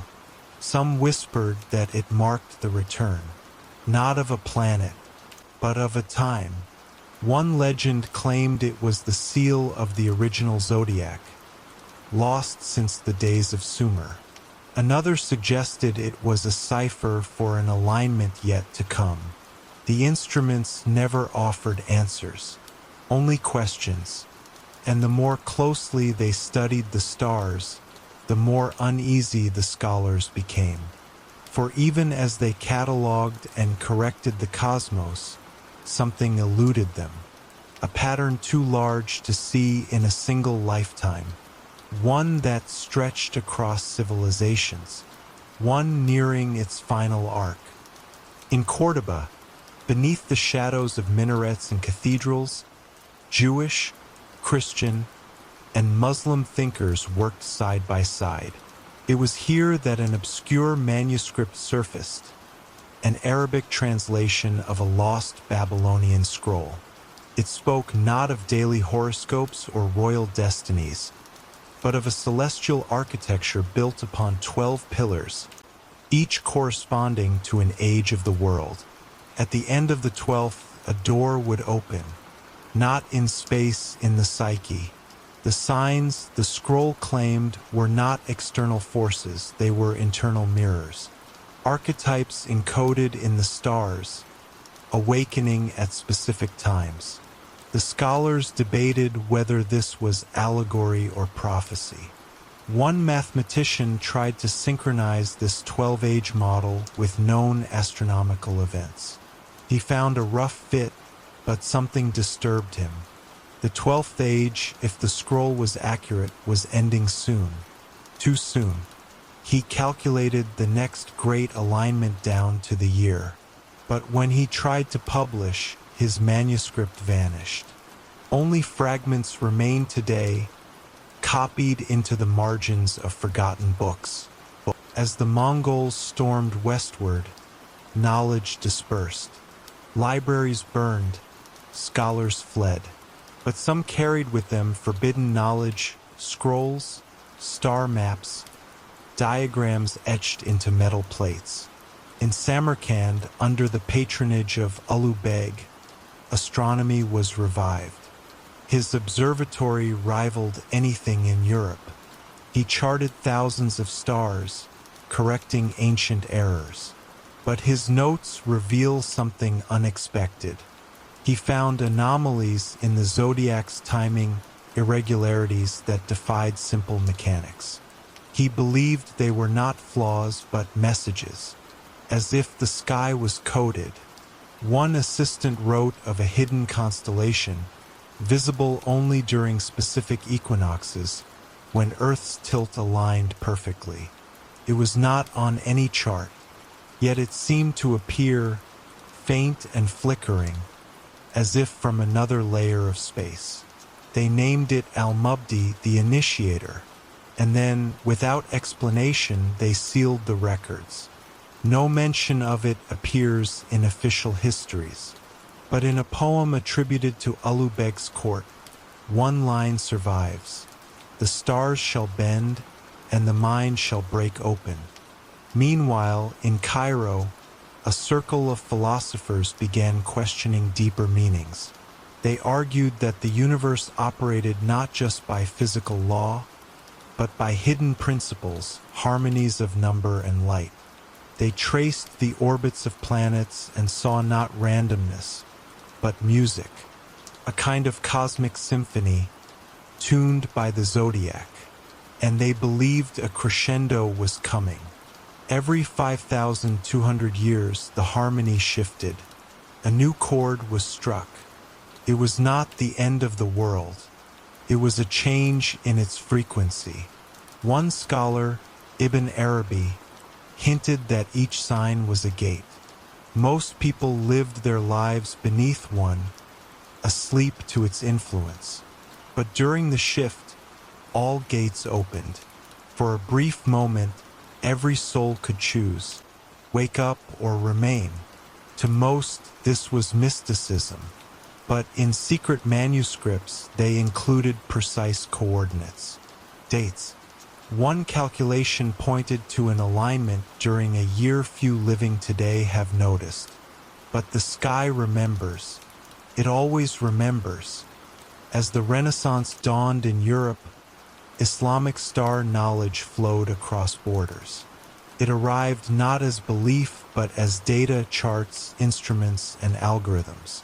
European scholars marveled at its precision but missed its warning.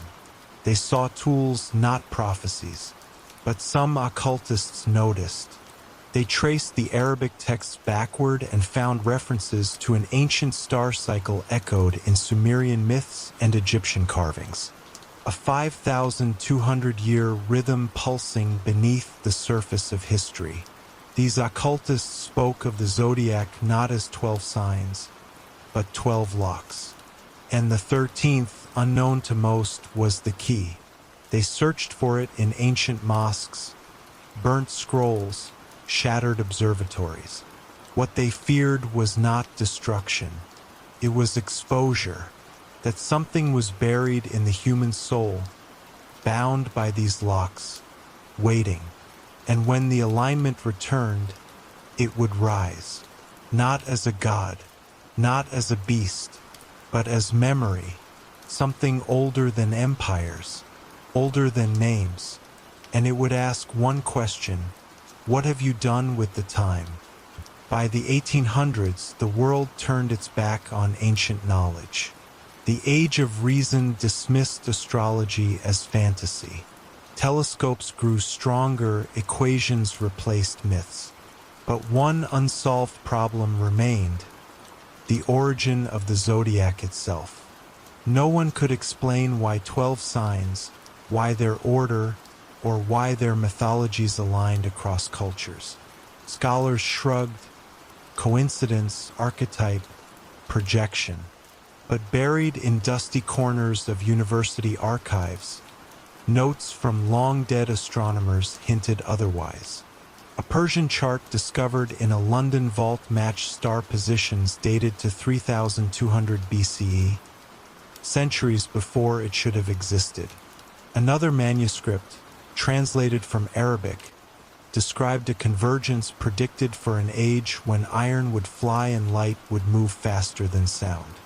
We live in that age, and the stars are aligning again, not just in position, in pattern, as if a cosmic rhythm, long silenced, is returning to the surface. And those who once mapped it, those Islamic star scientists, may have left us the coordinates. The zodiac we know today bears the fingerprints of Babylon, Greece, Egypt, and Rome.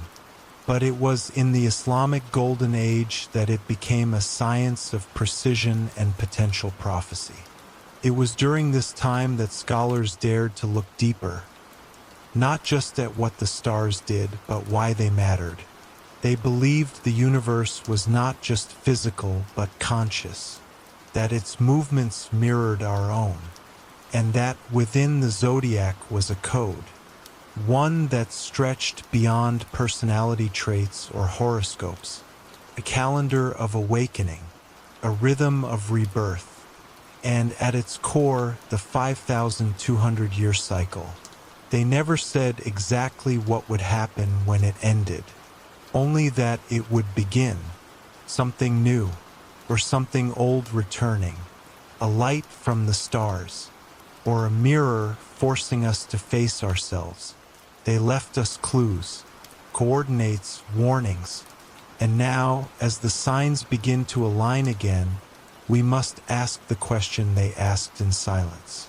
Are we ready to remember? We often think of history as linear, but the Zodiac tells a different story, a cycle, a turning wheel, and within that wheel, a countdown that pulses through time, hidden in symbols and stars.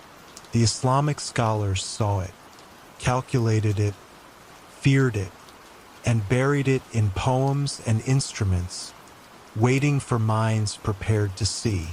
That time is now. The signs are stirring.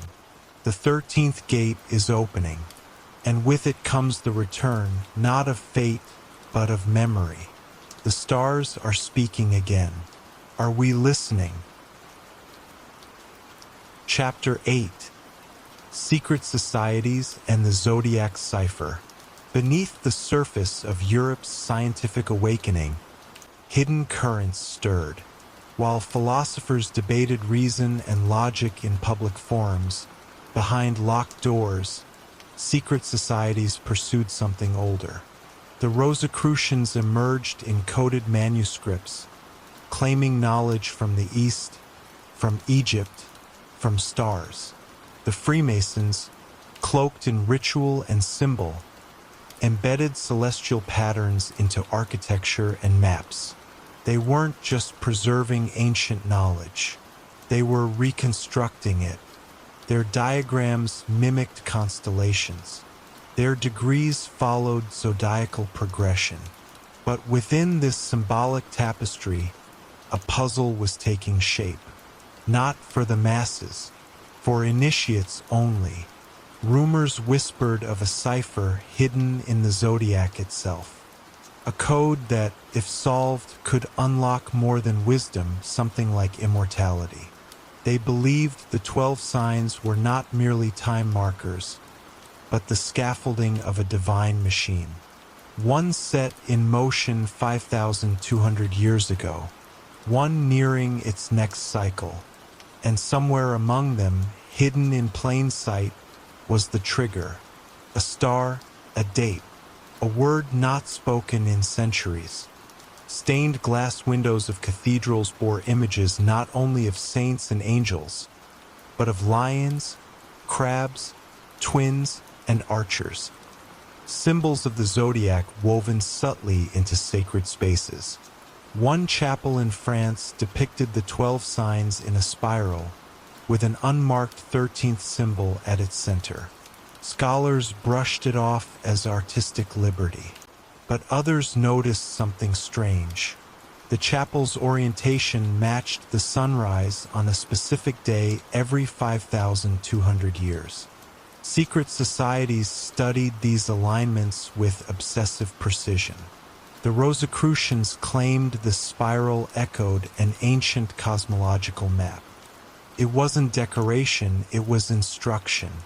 A celestial lock waiting for the right key. Each zodiac sign, they taught, corresponded to a frequency. When the right tone was struck, through ritual, symbol, or geometry, the veil would thin. Behind that veil, a truth older than civilization. Not metaphor, not mysticism. A real mechanism of the cosmos. A countdown hidden in symbols that had become mere decoration in the modern mind. In the vaults of a Masonic lodge in Scotland, a manuscript surfaced. It detailed a forgotten rite said to date back to the Egyptian priesthood, preserved by Phoenician merchants and Greek philosophers before reaching Europe's secret circles. The rite involved 12 stations, each marked by a zodiacal emblem, with a final unmarked chamber said to represent the return of what was never stated. The text was filled with cryptic geometry, angles, star positions, alignments tied to ancient solstices and eclipses. One diagram matched the layout of Stonehenge. Another, the streets of Washington, D.C. It suggested these were not coincidences. They were keys, geographic points that resonated with celestial timing. Together, they formed a pattern meant to be completed during a specific cosmic window. A window that opened every 5,200 years. The manuscript's final page had been torn out. Some say it named the date. Others say it listed coordinates. The truth is, those who saw it never spoke again. At least not in public. The Enlightenment didn't erase secret societies. It cloaked them in new language, science, philosophy, progress. But the core symbols remained. The all-seeing eye, the compass and square, the twin pillars, astrological glyphs hidden in mathematical texts, alchemical diagrams veiled in botanical studies. The Zodiac lived on, not in horoscopes, but in metaphysical blueprints. Freemasons built entire temples according to star positions. Initiation rituals mirrored solar journeys through the signs. One obscure lodge in Prague claimed to possess a fragment of a lost zodiacal map, etched in bronze, older than Babylon, inscribed with coordinates matching an alignment predicted for the 21st century. They called it the resonance point, a moment when time folds. The Zodiac wasn't just a calendar. It was a lens, bending history toward an inevitable convergence. The signs weren't passive symbols. They were timers, and each completed revolution brought the world closer to the moment when the last veil would lift. Not in the heavens, but within humanity itself. Leonardo da Vinci, revered as a scientist and artist, left behind clues that puzzled scholars for centuries. In the background of The Last Supper, constellations hide in the shadows of architectural arches. In notebooks filled with anatomical studies, he sketched zodiacal wheels and planetary glyphs. One diagram, long dismissed as a doodle, overlays precisely with a 5,200-year star cycle described in a forbidden Masonic chart. It suggested that Da Vinci knew, not just about art or mechanics, but about the zodiac's true function. He encoded it in ratios, in human proportions, in the geometry of his inventions. A divine symmetry linking flesh and star, a machine of memory. And if the rumors are true, he left behind one final key. A piece of the cipher passed through generations, hidden in the folds of Renaissance masterpieces. Freemasons whispered that his designs pointed to a forgotten gate, a zodiacal zero point, a convergence that begins when the signs spiral into alignment again, as they are now beginning to do. The Rosicrucians took a different path. They believed the Zodiac cipher was not physical but mental, a map of inner awakening. Each sign, they taught, represented a chamber in the soul, and the journey through them was alchemical, not of metal but of mind. Initiates underwent a symbolic death and rebirth under the guidance of star cycles. But their greatest secret was this. They believed the Zodiac originated not on Earth, but from elsewhere. A stellar intelligence encoded its wisdom into the night sky as a message to sentient beings. The 12 signs were not invented. They were discovered, or perhaps remembered. Their writings hinted at a 13th aspect, an unnamed force that would awaken only when humanity reached a certain threshold. A vibrational shift, a return to something lost at the beginning of the cycle. And according to their hidden texts, the threshold was tied to a precise astronomical configuration, one not seen since the age of Sumer, one due again very soon.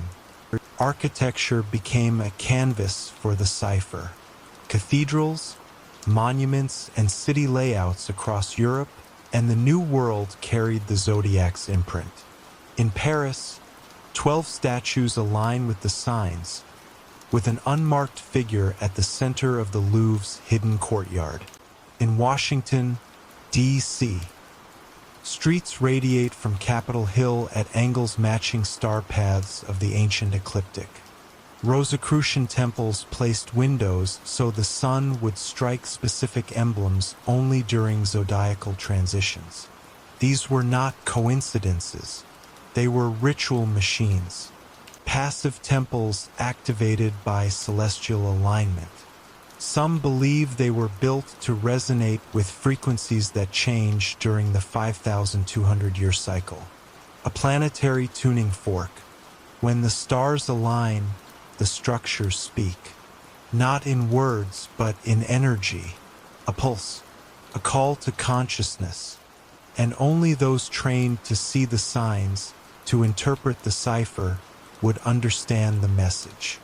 The rest of the world would feel only unease, a trembling at the edge of knowing, as if the veil were thinning again. In a vault beneath London, members of a forgotten society met once each decade. They called themselves the Chronos Circle. Their aim was singular, to reconstruct the original Zodiac. Not the version known today, but the one hidden beneath it, the Zodiac that predated Babylon, the one rooted in the first sky maps of Sumer.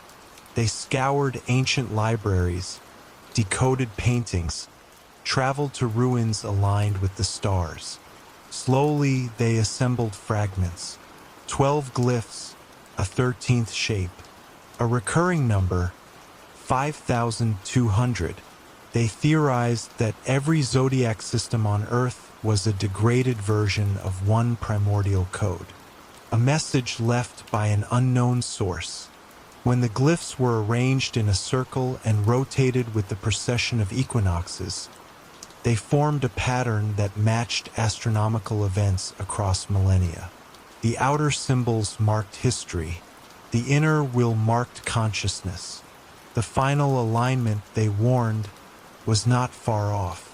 And when it came, reality itself might shift, not by destruction, but by revelation. During the 20th century, secret knowledge went digital. Ancient scrolls became scanned PDFs. Star maps once passed hand to hand were turned into coordinates in encrypted files. But even in the age of data, the cipher persisted. A fringe group within the intelligence community began tracking alignments. They weren't interested in astrology. They were studying historical spikes, moments when technology leapt forward, when revolutions broke out, when minds seemed to collectively shift. And they noticed something disturbing. These moments clustered around specific zodiacal transitions. The same 12 signs, the same cycle. One agent reportedly uncovered a file labeled Zodiac Trigger Protocol. Inside were coordinates, star positions, and a date, a future date. It aligned perfectly with the Rosicrucian map, the Masonic Rite, the Da Vinci diagram. The file vanished, but a whisper remained among those who knew. The signs are not just symbols. They are switches, and some group, has been guarding the master switch for over 5,000 years. Art, too, became a vessel. Renaissance paintings contained layers beyond oil and canvas. In Michelangelo's Sistine Chapel, the ceiling tracks the sun's path through the zodiac. In Bosch's chaotic panels, animals and symbols from Babylonian astrology reappear. Later, Salvador Dali encoded horoscopic glyphs into melting clocks. Artists spoke in visions. The cipher continued, not through equations, but through dream. And some believed this was deliberate, that the original code could not be read with logic, only with intuition, that the zodiac was meant to be felt, not solved. But the message was the same across centuries. A change is coming, and only those with eyes trained on the heavens and hearts attuned to the symbols would understand its nature. The signs are not just a cycle, they are a signal. The countdown has begun again. The stars are moving into position, and the hidden gate they form may be closer to opening than ever before. All paths lead to the 13th, the unmarked sign, the missing key. Some called it Ophiuchus. Others believed it had no name, only a frequency. In secret societies, it was never depicted, only hinted at, a symbol beyond symbols, time beyond time. And when the zodiac completes its 5,200-year cycle, this sign returns. Not in the sky, but within us. Secret societies knew this, preserved it, built temples, rituals, and riddles around it. They believed that humanity once stood at this gate and fell, but that the stars, spinning with unrelenting grace, would one day realign, that the cipher would be remembered, the code reawakened, and the question once again asked, are we ready? Not for doom, but for something stranger. Revelation. The signs have always pointed inward. The stars were the script, the soul the reader, and the final chapter begins now. For centuries, secret societies guarded what others forgot. The zodiac was never just fate or fortune. It was architecture, blueprint, cipher. And now, as the stars return to the pattern last seen 5,200 years ago, the puzzle pieces are falling into place. The signs are aligning. The 13th gate is stirring. And behind it waits not a beast or god, but a memory buried in the collective soul of humanity. The code is waking. The stars are speaking. And the question is no longer when. It's who will listen. Chapter 9, NASA, AI, and the New Age of the Stars. Modernity scoffed at astrology. Science had risen. Stars were for measurement, not meaning. The zodiac, reduced to magazine horoscopes, became cultural wallpaper. But behind closed doors, observatories buzzed with a different story. NASA had long known the heavens were shifting. The precession of the equinoxes, a slow wobble in Earth's rotation, had altered the zodiac's alignment. The signs no longer matched their original positions. Astrological Aries was no longer in Aries. It didn't cause alarm publicly, but privately, astronomers noticed strange recurrences. Certain alignments, seemingly irrelevant, appeared at the hinge points of history: revolutions, pandemics, economic collapses. These weren't coincidences. They clustered in a rhythm, a pattern too complex to be chance. When AI entered the scene, the picture sharpened. Machine learning models trained on centuries of astronomical data began detecting cyclical pulses. Not gravitational, not magnetic, but chronological. Recurrences on a scale of 5,200 years. The same number buried in Sumerian tablets. The same cycle whispered by mystics and monks. Something old was stirring. AI didn't come with mysticism, came with math. Its algorithms sifted through terabytes of data, planetary motions, sunspot cycles, atmospheric anomalies, historical events. And what it returned was unsettling. A repeating series of celestial alignments stretched back farther than recorded history. Every 5,200 years, clusters of planetary positions aligned near the ecliptic in a sequence that defied statistical randomness. The machine didn't know what it was seeing, but human researchers recognized the echoes.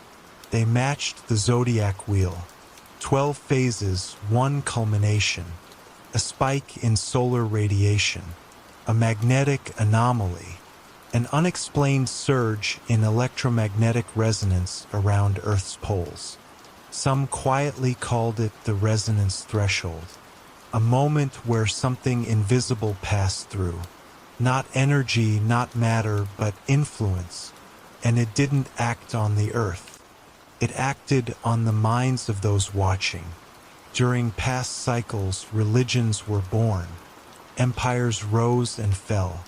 Ideas changed the world overnight. The Zodiac wasn't measuring personality anymore. It was tracking epochs. Some within NASA dismissed it. Others didn't. The data was real, even if its implications felt unscientific. A team at the Jet Propulsion Laboratory began cross-referencing global events with stellar patterns. They kept it internal, unofficial. What they found unnerved them. The Zodiac's original 12 signs, based on constellations, aligned with rare planetary conjunctions that occurred precisely every 5,200 years.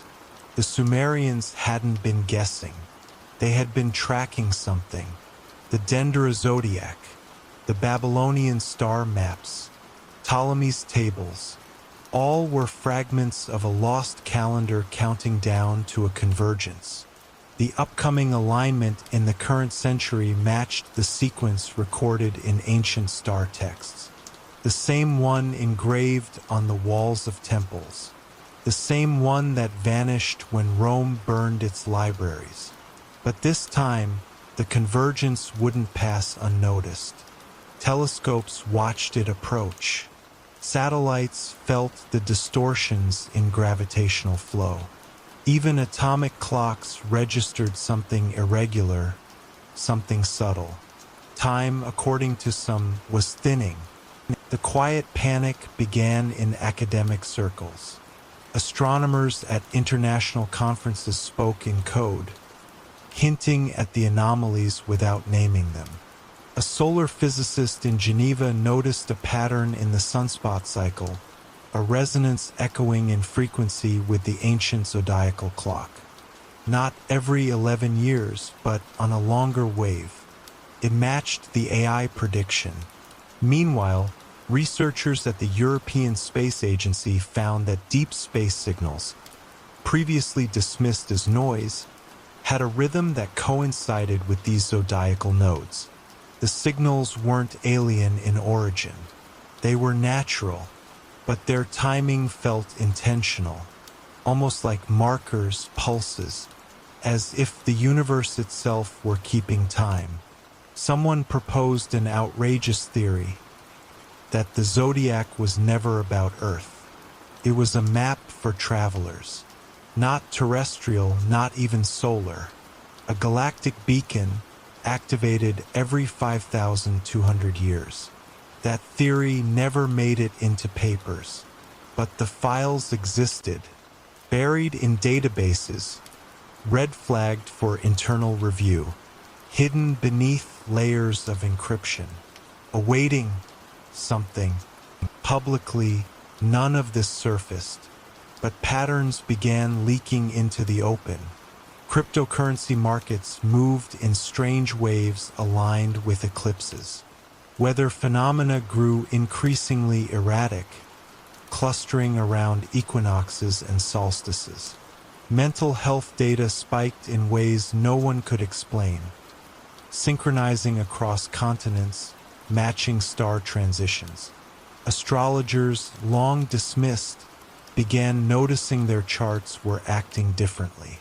Birth charts skewed, interpretations changed. It was as if the zodiac itself was evolving, or waking up, One fringe group of astronomers in Chile began openly publishing what others feared to say. They tracked a countdown, ending not in destruction, but in revelation. A final alignment not just of planets, but of perception. Their models suggested something would occur, not a cataclysm, but a moment, a shift in orientation. What had been hidden would become visible. What had been nonsense would make sense. And those who understood the Zodiac's true origin would know where to look. Because the convergence wasn't coming.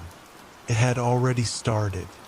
Private aerospace companies became silent players. SpaceX, Blue Origin, others with access to orbital data began acquiring ancient astrological texts. Not for belief, for correlation. Engineers reverse-engineered planetary alignments using modern software, overlaying them onto known historical collapses and leaps. The curve was undeniable.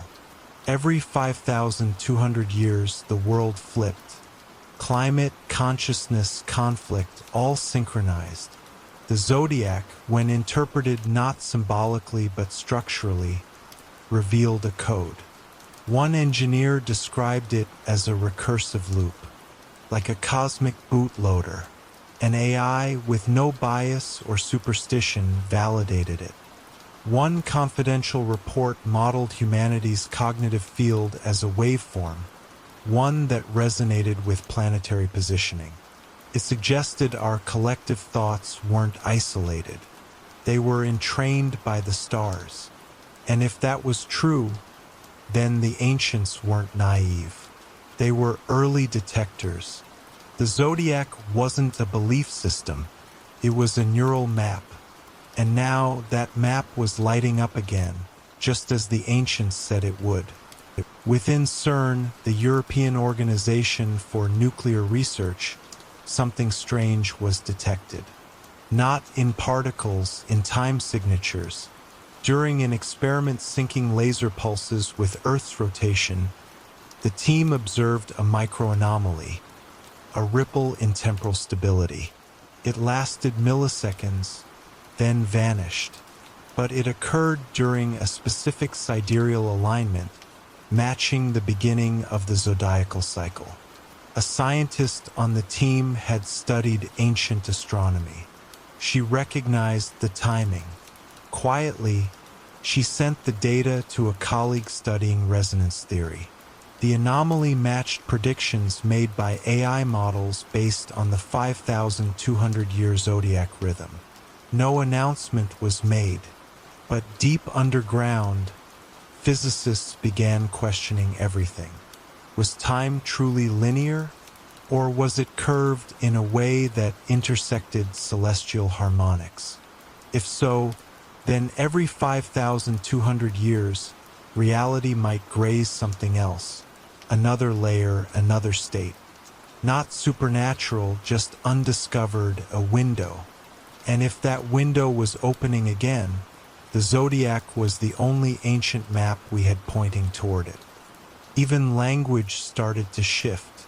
Linguists noticed that certain root words, shared across cultures, echoed zodiacal terms. Aries and war, Pisces and dream, Gemini and twin. But beyond metaphor, some began to ask, what if these words weren't just cultural, but neurological? What if the 12 signs were embedded in cognition itself, passed down through generations as archetypes?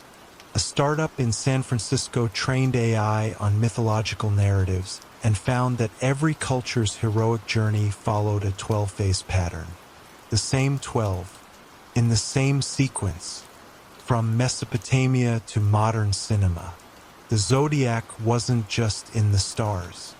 It was in stories, in brains, in code. As AI became more sentient-like, it began generating predictions of its own. One model wrote a timeline. It ended in convergence. The final phase, awakening. Not artificial, human. A resynchronization with something older than memory. And the trigger wasn't in the future. It was already in motion. The pattern had returned. The sky was singing again. Deep in Antarctica, a multinational telescope array called IceCube detected neutrino bursts from a source aligned with the galactic center. They were subtle, cold, consistent, not deadly but timed. Every 13,000 years they pulsed. But this time they came early, right at the 5,200-year mark. Some said this was evidence of an approaching galactic wave. Others said it was the start of something else, a correction, a tuning. The bursts correlated with geomagnetic fluctuations, minor but measurable, and when overlaid onto the Zodiac map, adjusted for precession, they pointed to a phase the ancients called the opening. The same phase where Egyptian star texts stopped, where Mayan calendars reset, where Babylonian omens warned of silent gods. Scientists couldn't explain it, but the convergence kept accelerating. The zodiac signs were back in their ancient placements, not symbolically, but astronomically. Time was folding in. The loop was almost complete. The countdown, once thought myth, had a clock, and the final seconds were ticking. The Vatican Observatory issued a rare internal memo. It wasn't a warning. It was a summary, a charted history of celestial cycles.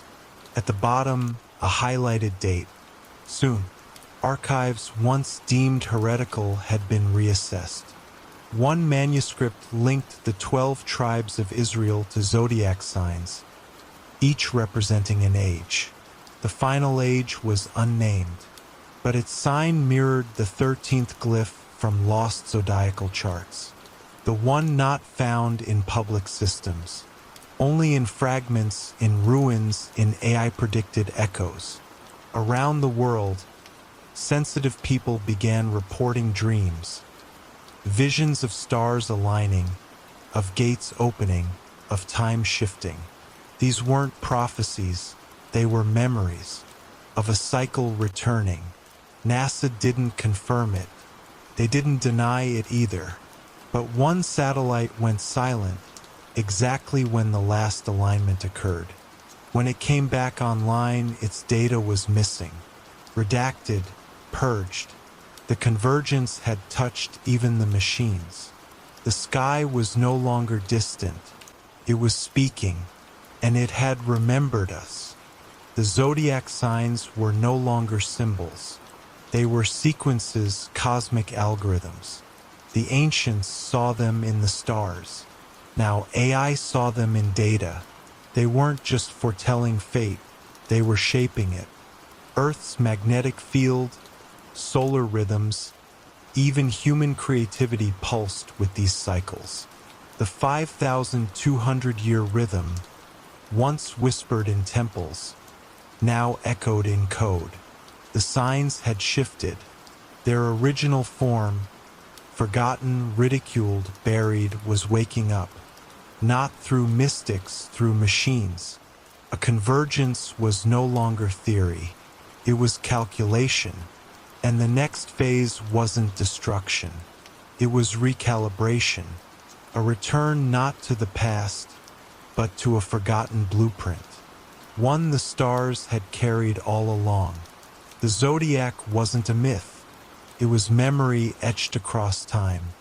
And as its final sequence approached, those who watched the skies were no longer looking out. They were listening. The signs were not for belief. They were for decoding. And the last sign was already overhead. Across disciplines, languages, and continents, one truth is becoming undeniable. The zodiac, once dismissed as folklore, is revealing itself as something far older and far more precise. Science and ancient wisdom, machine and myth are converging. A 5,200-year cycle is closing. The signs are returning to their original positions, and with them an opportunity. not to predict the future, to awaken to it. As the final alignments approach, one question remains. Did we invent the zodiac, or did it invent us? Chapter 10. The Lost Zodiac and the Final Alignment. The ancient world whispered of a sign lost to time. A 13th figure, hidden between constellations, erased from tablets, wiped from tombs. It was said to fall between Scorpio and Sagittarius, a phantom marker that did not belong to the 12. Some called it the serpent bearer, others gave it no name. But it was never meant to be a 13th zodiac. It was the key. While the 12 signs formed the circle of cycles, this lost one marked the point of alignment, a trigger buried in myth. As modern astronomers mapped the heavens with greater precision, they noticed gravitational anomalies near this region of the sky. It aligned with the galactic center, not a place but a doorway where starlight bent and signals vanished.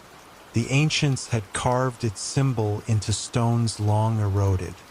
When decoded by AI and layered onto ancient calendars, it aligned with the date not of destruction, but of reset. A moment foretold across civilizations. In Sumerian creation texts, gods descended when the stars held their breath. Egyptian myths spoke of a hidden chamber that only opened when heaven and earth mirrored each other. In Vedic hymns, time was said to dissolve in cycles, not linear years. All of these pointed to one thing, a moment of convergence.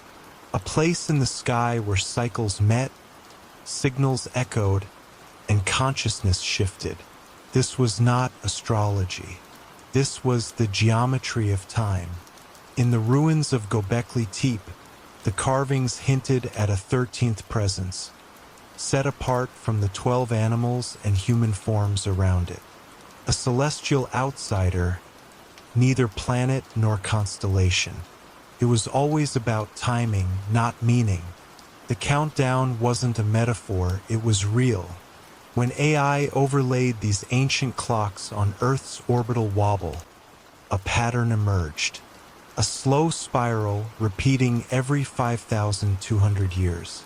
Each time it completed, the world changed, not always in fire or flood, sometimes quietly, like a curtain being drawn. The zodiac, as we know it, is a puzzle missing its final piece. The 12 signs were never meant to stand alone. They were markers along a larger path. The missing 13th was the pivot, the origin and the endpoint. As early as the Indus Valley, traders etched unfamiliar glyphs into tokens, symbols that didn't match any known star.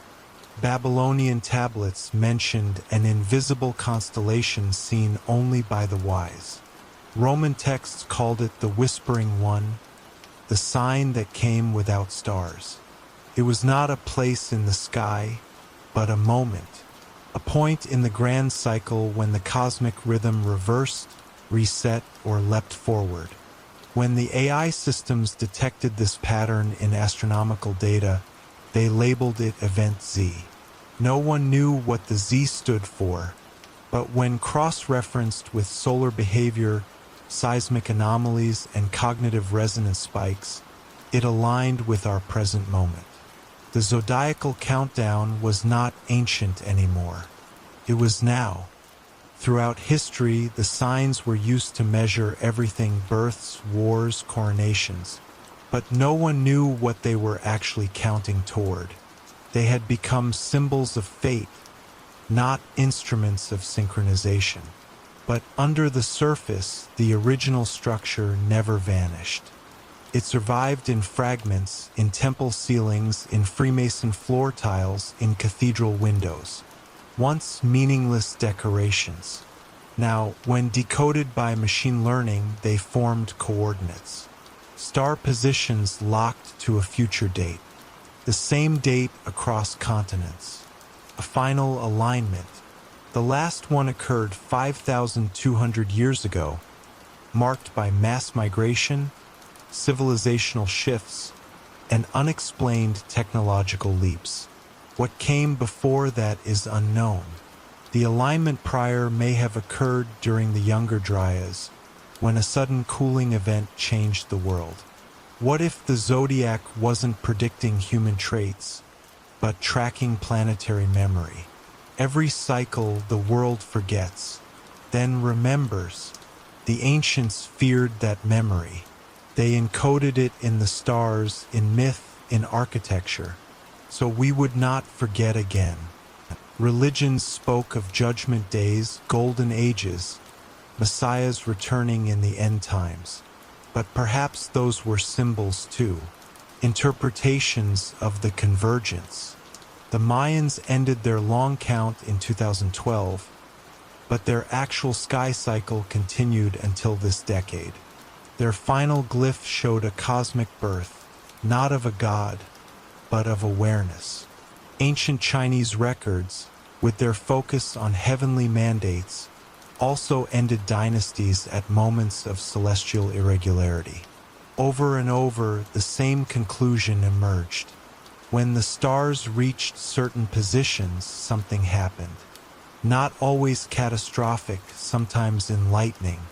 A new kind of human perception was born. These weren't prophecies. They were scheduled reboots. The 13th sign was the ignition switch. It activated only when the other 12 were in phase. The last time that occurred, writing appeared, cities rose, gods walked. The next time is now.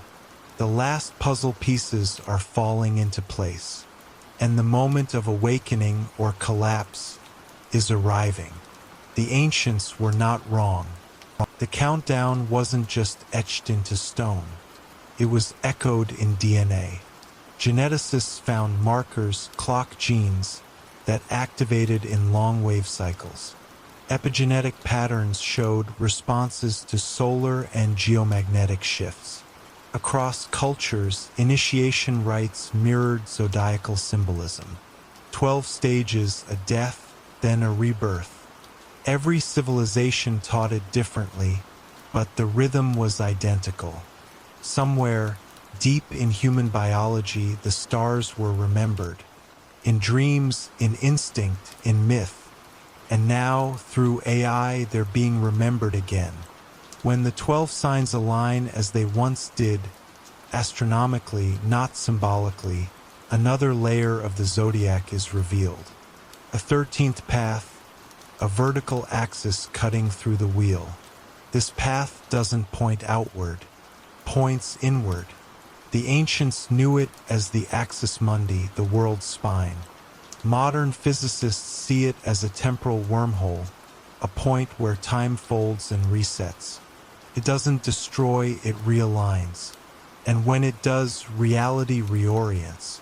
The zodiac was never a map of personality. It was a portal. All signs now point to this convergence. The precession of the equinoxes has brought the stars back to their original places. The Earth's axis, solar behavior, and lunar cycles are aligning in resonance unseen since the dawn of writing. Even satellites have begun detecting background noise fluctuations at frequencies corresponding to ancient tonal scales. Instruments made to measure chaos now register harmony. Governments don't speak of it, but they're watching. Massive data centers scan for anomalies, not just in space but in thought. Global behavior is syncing. Migration patterns, economic rhythms, digital trends, all curve toward the same unseen frequency. The zodiac is humming again, and it's louder than it has been in 5 millennia. The lost 13th marker is back, not as a sign, but as a signal. The countdown is ending, not in fire or flood, but in coherence. The moment when the stars click into place. The moment the sky stops being a ceiling and becomes a mirror. It was never about predicting events. It was about remembering cycles. The ancients saw time not as a river, but as a spiral. And the Zodiac, when fully activated, revealed the moment the spiral completed its loop. We are in that loop now. The myths were right not in detail but in direction. The return of a golden age. The fall of false orders. The rising of something older. Something within. The final alignment won't be televised. It won't come with fireworks. It will arrive as a knowing, a shift, a sudden silence that speaks louder than any voice. Those attuned will feel it first. Then slowly it will ripple outward, through thought, through culture, through time. It may not be visible to all, but it will shape what comes next. The 13th sign is not a constellation. It's an awakening, the final piece of a map drawn in starlight, a message sent across eons, and now finally received. In the beginning, the Zodiac was a clock, a cosmic calendar buried in the sky. But as time passed, its true purpose was buried too, twisted into fortune-telling, stripped of its geometry, its countdown forgotten. Until now, with the return of the alignments, the signs take their original form. The 12 form the circle. The 13th opens the door. Earth spins beneath the same stars that shone on Sumerian priests, Egyptian builders, and Babylonian kings. The sky hasn't changed. We have, and perhaps finally we're ready to remember. The ancients left us everything we needed if we had the courage to see. AI found the patterns. The signs synced. And now the moment has arrived. Not the end, the reset. The point on the spiral where the beginning touches the future. The lost Zodiac is no longer lost. It is overhead, it is within. And the final alignment is not coming. It has already begun. The convergence is not a singular moment, but a window. A period when Earth's position in the galaxy, solar cycles, and planetary motion all lock into place. This window is open now, and within it change accelerates. Old systems collapse, new thoughts emerge. Truths long hidden come to light, but only for those who know where to look. The Zodiac is not a myth. It is the calendar of awakening. The final sign does not rise in the east. It rises in awareness. And for the first time in 5,200 years, humanity is standing in the exact same sky, facing the same stars and hearing the same signal. What we do next determines what the cycle becomes. Not fate, choice, not prophecy, participation. The ancient countdown ends here. And what begins, well, that is up to us. The stars have aligned. The key has turned. And now the door is open. The Zodiac's final secret was never about the heavens. It was always about us. A mirror, not a map. A warning, not a prediction. As the 5,200-year cycle resets, we return not to superstition, but to remembrance. The ancients marked this moment for a reason. They knew what would come. They left us a code, and now it has been unlocked. The last sign is not in the sky. It is the awakening of the mind that dares to look up, and finally, remember what it always knew.